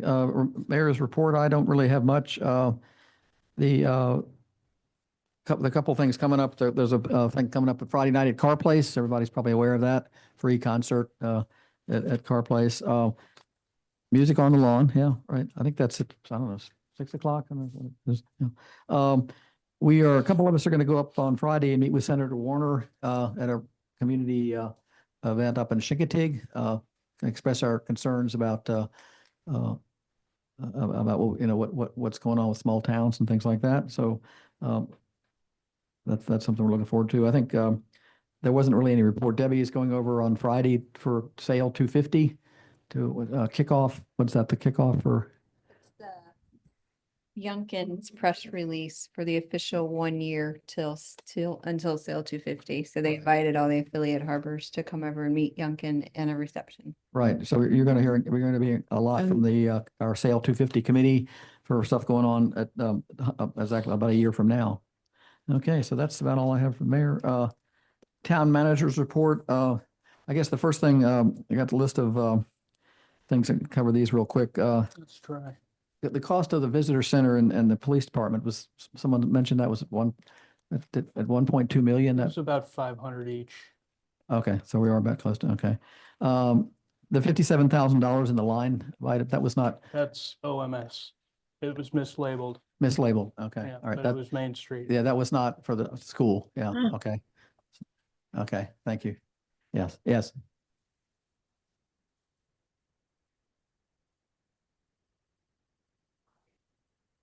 Oh, okay, well, okay, she can talk in a manager's report, yeah, we'll put you on there. The gravel, Matt, can you look into the gravel situation? Yeah, I struck a deal with Cheney where we would clean that corner for $250 each time. But then I lost some staff, so now that I'm back to being fully staffed, I can do that and then send them a bill. So they're paying us to clean it? Yes. Okay, all right. They don't have the equipment and Barnes is way more expensive than $250. Oh, okay. So they're aware of you're aware of the problem and, yeah, okay, all right. Hey, Matt, can you consider having them pave that really bad area there? I would love to. I've talked to VDOT more than a few times. So. Okay. Trucks covered going up the street. I look at the trucks all the time and they are covered. Sometimes I actually, from my second floor window, I can see it, but I haven't seen one that hasn't been covered. And I know. Exactly. I know it. Yeah. Yeah. It's not, the covering's not the issue. And I also, they feel like they're going 100 miles an hour. And I actually my son had a radar and they're only going like 24, but it seems like they're going 100 right in front of my house, but we need to force that as well. Yeah. So that comes back to the speeding on North Street. Can you talk to the police department about, some Yes. enforce that? I know she's right. I never see the sign that tells you how fast you're going. Maybe they're find a place to put it. Yeah. And I think we know this is not the first time we've ever had a comment about speeding on North Street, I think, and Carr Street as well. Yeah. Yes. All right. Credit card fees. Credit card fees are charged every time a person pays with a credit card. It costs money. So those are the fees that we budget for. We don't differentiate between how you pay and how much you're charged. So when you go to a store, you don't pay different based on what your payment method is. So excuse me. So the town is not paying, the town is paying the credit card fees. Yes. Okay, so that's a council decision if they like to change that, correct? Yes. Okay, well, the council can make that up at if people want to make public comments about that at later time. Yeah. Okay. Yes. When we talked about this once before, I asked the question of what is the advantage of the credit card payment system? And there were several answers to that, in that it's paid quickly, it's paid on time, and you have less fees and collection activity. Is that correct? Those are very good points. Time. I mean, because it all interfaces with our software. So I just push a button and it interfaces and, let's say there's, like when a bill is due, it could be anywhere from $15,000 to $20,000 worth of automatic pay. So somebody would also have to manually enter those 400 Well, for the- 300 transactions. There's no question that whether or not we're going to take credit cards. The question is who absorbs the fee for the credit card? Right, we're going to take credit cards. So we need, if you guys want to talk about it, or Matt can make a, we can talk about whether we pay, who pays the fees later on, but This will go away when HRSD starts billing too. They're Right. not all going to pay it through the town of Anacog, so Right. we should see a reduction in the But I expenditure. mean, if council so wants to, we can have a discussion about credit card absolutely. I fees. just So, wanted to make that- yeah, we're not going to make that decision tonight, but that's, we could get, staff can make a report if, what they think. If we charge credit card fees, are people not going to use the credit card? I mean, that needs to come in. Yes, yes, yes. So we need to, we can have. Yeah, yeah, I think that's a discussion we can have. And yeah, I'm not, we don't need to make that decision tonight. Okay. We got the gravel trucks, credit card fees, North Street, a basketball court. We had a question about the basketball court. Yeah, we have still budgeted $8,870 something dollars.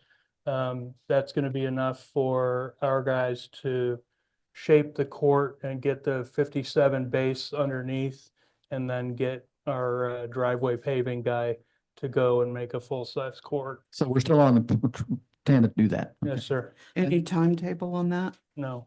Okay. All right, thank Any you. timetable of when there might be a timetable? There's a lot of projects going on right now. So this summer, hopefully. Yeah. Yeah, okay, yeah. As soon as, yeah.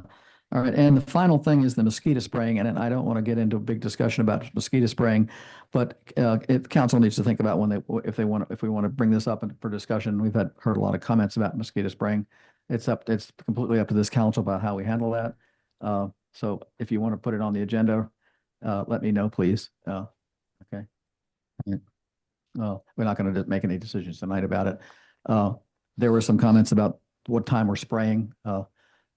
The trainer has us going an hour, we end an hour after sunrise, and we finish an hour after sunset. Okay, so maybe all right. Okay, all right, well, we can have it, if we want to put that on the agenda, please let me know. I think we've had some, we might want to do that. All right, okay, thank you so much, Matt, for answering those questions. Yeah. Okay, manager's report. Sure.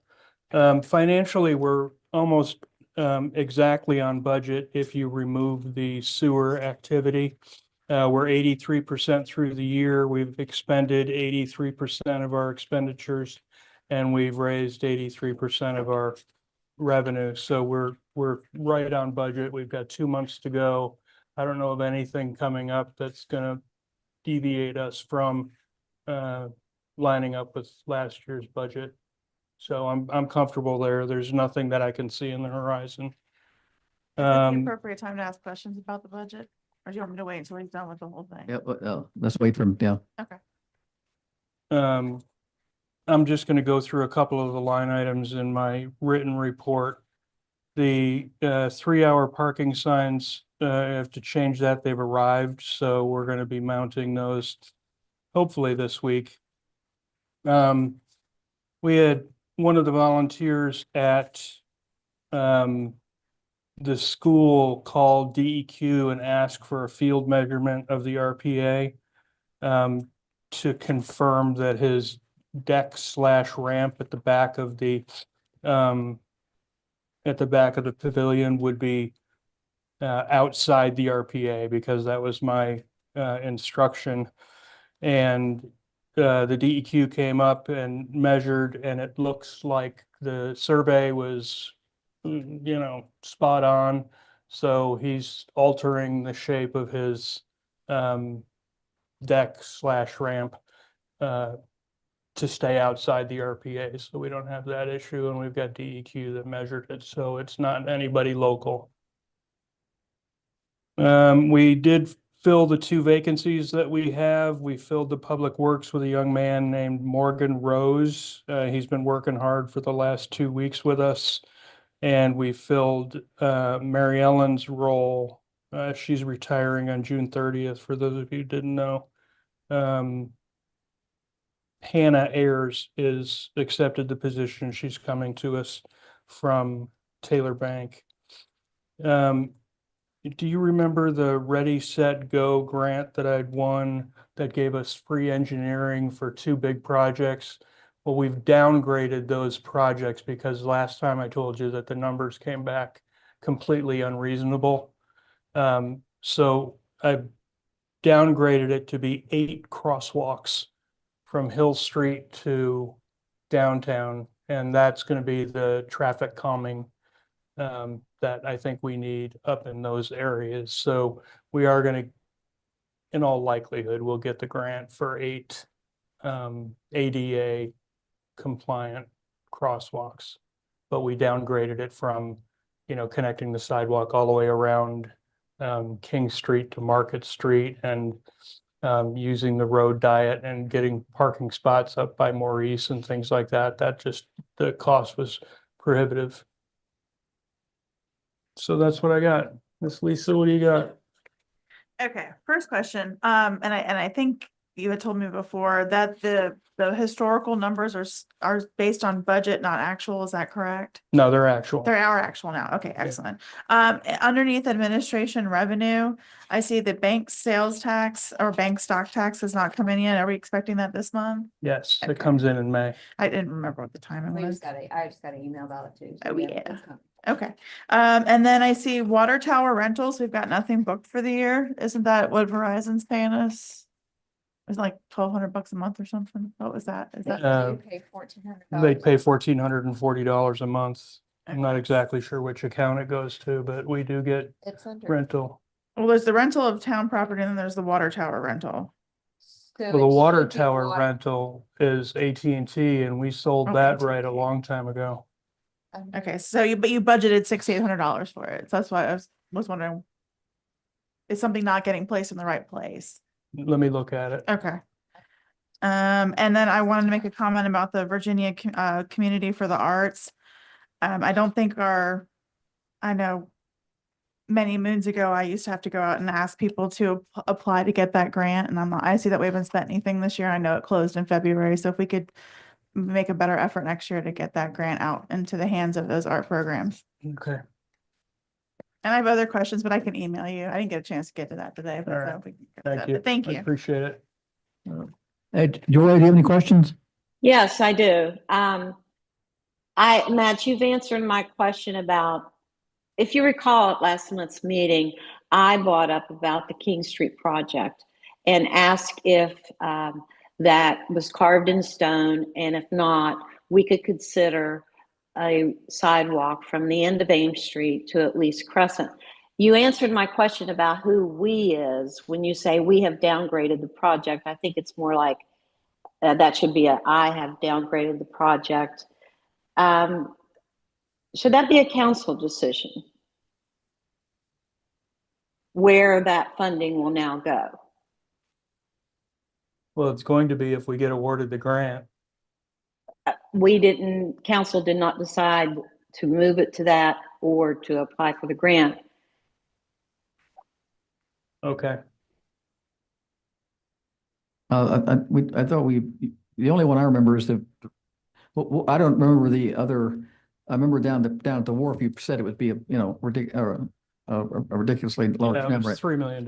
And I thought we just all kind of Shook our head. I and thought we said, shook "No our way." heads and said that wasn't going forward. I don't remember what any amount was for the walk next to the movie theater. Is that you also talking about that? No, Crockett. Crescent. Crescent. Crescent. She said No, she wanted. wants a sidewalk from we Main never- Street Bridge to Crescent, and But we I've ne- never, But that was never started for engineering, correct, or anything? no, So the No. only one that we changed plans on was the one down at the wharf. correct. Okay, all right. Do you hear me? Yeah, I hear you fine. So Yes. I don't think there ever was a plan for the one by the movie theater. I never mentioned the movie theater. Not the movie theater, the Ames Street Bridge. Right, right. And I brought that up at I'm last sorry. month's. Okay, right, I right. brought that up at last I'm sorry. month's Yeah, there wasn't a meeting. movie. Yeah, but so that one, but I understand your rationale about the one down at I thought we had an informal agreement that we weren't gonna, but the council can bring that back up if they're unhappy with that. Yeah. I would like to bring it back up. $3 million for a walk down at the wharf?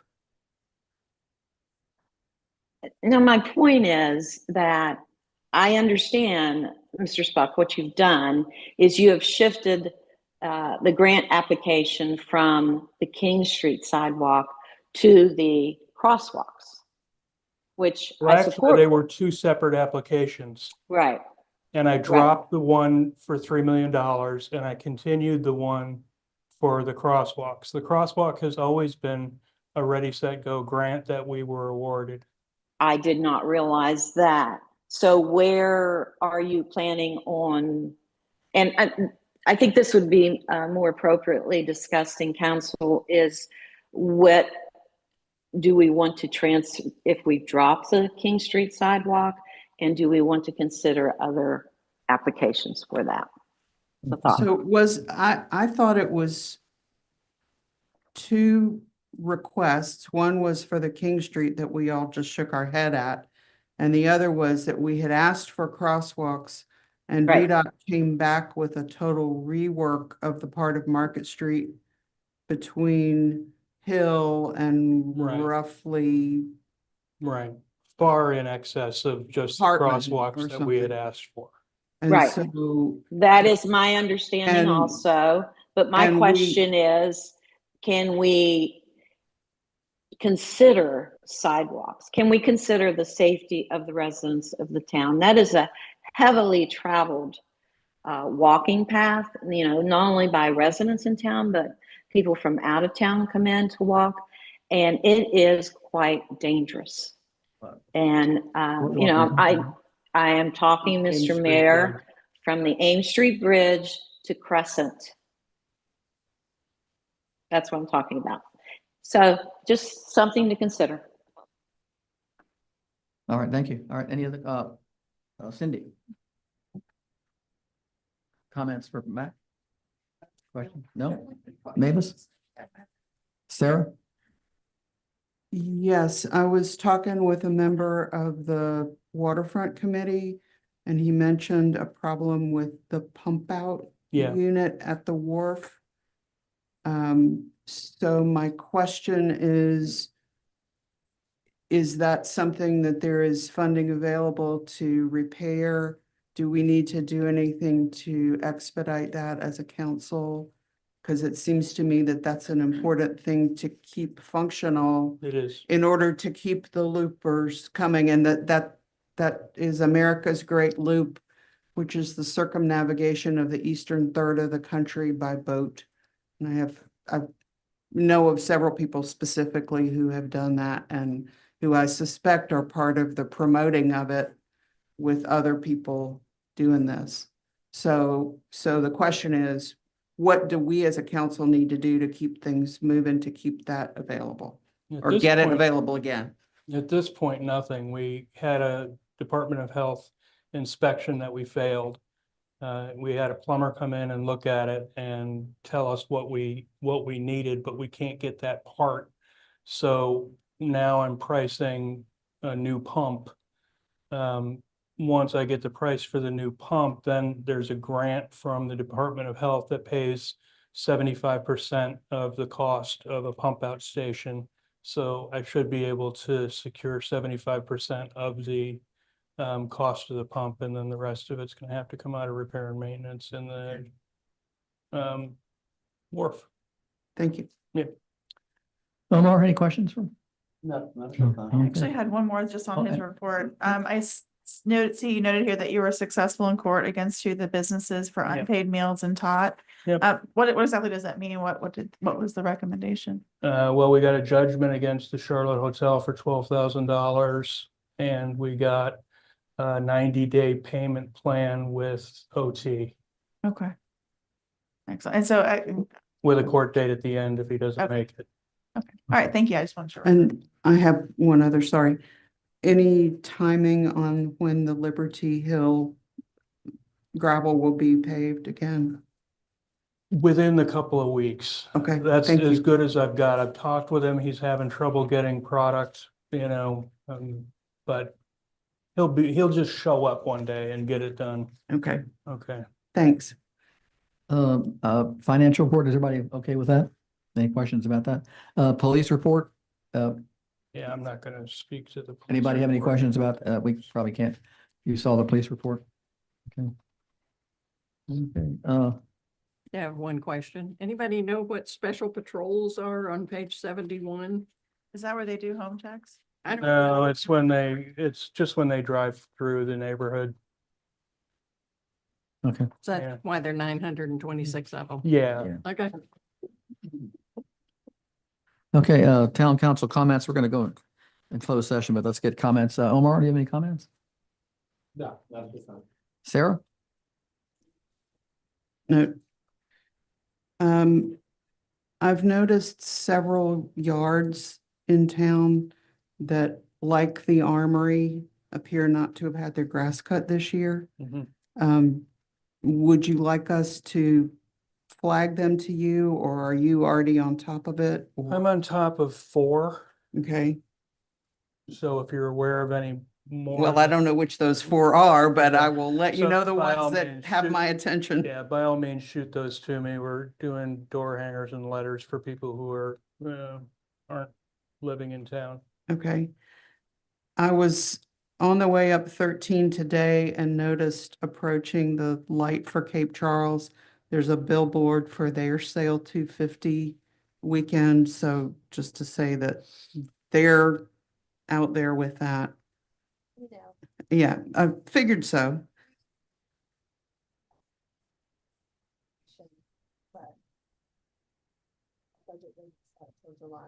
Okay. And to follow up, Mr. Morrison, on your comments about the gravel, 2 things. One, earlier this spring, I was walking from my driveway over to Mallard's for lunch and happened to step on a big piece of gravel on my bad foot, went down. Fortunately, didn't get hurt badly, but it was a scary thing. So I resonate with what you said. The other thing that was really enlightening to me is that on PBS, Nova in the past 2 weeks has done a feature on, it's called The Ultimate Crash Test, where they created a massive road accident with remote control cars. It's really kind of mind blowing. But the part that applies here is that they were trying to simulate the effect of ice on pavement. And the thing that they found was most effective to increase the required stopping distance for a vehicle was gravel. More than oil and water mixed.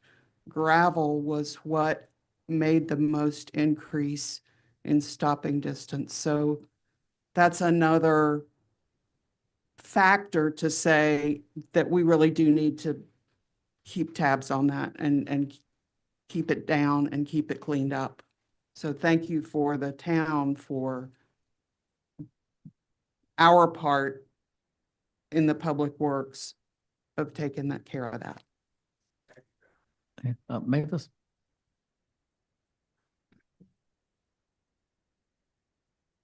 I no longer wish to be associated with what I feel is an ethically bankrupt administration. Therefore, I will officially resign as council member and vice mayor as of Tuesday, May 20th at 11:30 a.m. That will give me time to turn over to the town of Onancock all of my related notes and documents to be shredded or just further ignored. I thank those who voted for me in the last election, and I apologize for not sticking it out to the term end. But when anyone looks back wondering what happened to Onancock in the 20s, they'll find the only data to tell the story, but not who failed the people of this town. They will go nameless, as only vote numbers will show and not the sham. Hopefully, I've sown a few seeds of caution along the way. Last bit of advice, be careful what grows in your garden. Good night and good luck.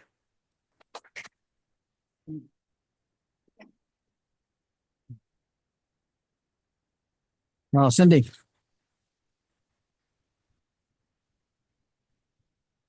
No comment. Julie up there, up there? Yes, I'm here. Can you hear me? Yeah. Yes. Mathis, 7 years I have served on council, and you've been there all 7. And I often sought your advice, your sage advice, and I will truly miss you. You are the first person I ever heard say institutional knowledge, and you brought that to this council. And I thank you for your service. Couple other things. My neighbor Tara's concerns about the mosquitoes and council member Grubb's concerns about the murals. I think Cindy should place those on the June 9th agenda. Also, Clinton's concerns about the basketball court. I think a majority of this council, if it voted tonight, would definitely like to see a timetable of when that will be completed. Last thing, in the public record on the video, we'd have to figure out what meeting, but there is a public record because I asked the question, I remember the answer. 1.4 million was the amount given to council that was spent on the Welcome Center. Thank you. Lisa? Yes, Councilmember Oswald, I'd like to say that I'm sorry to hear that you're resigning. Even though we don't always agree, I appreciate hearing what you have to say. And while I worked for the town, we had a lot of interesting conversations. And as a neighbor, I enjoy being with you. And I'm sorry to see that you're leaving. Okay, any other comments? Okay, all right, we have a motion to go into closed session? Yes. All right. I make a motion to enter into closed session to discuss personnel matters as allowed by State Code Section 2.2-3711A1 and real estate matters as permitted by Section 2.2-3711A3. Second. All in favor? Aye. Okay, thank you. Aye. Okay, you're excused. Thank you.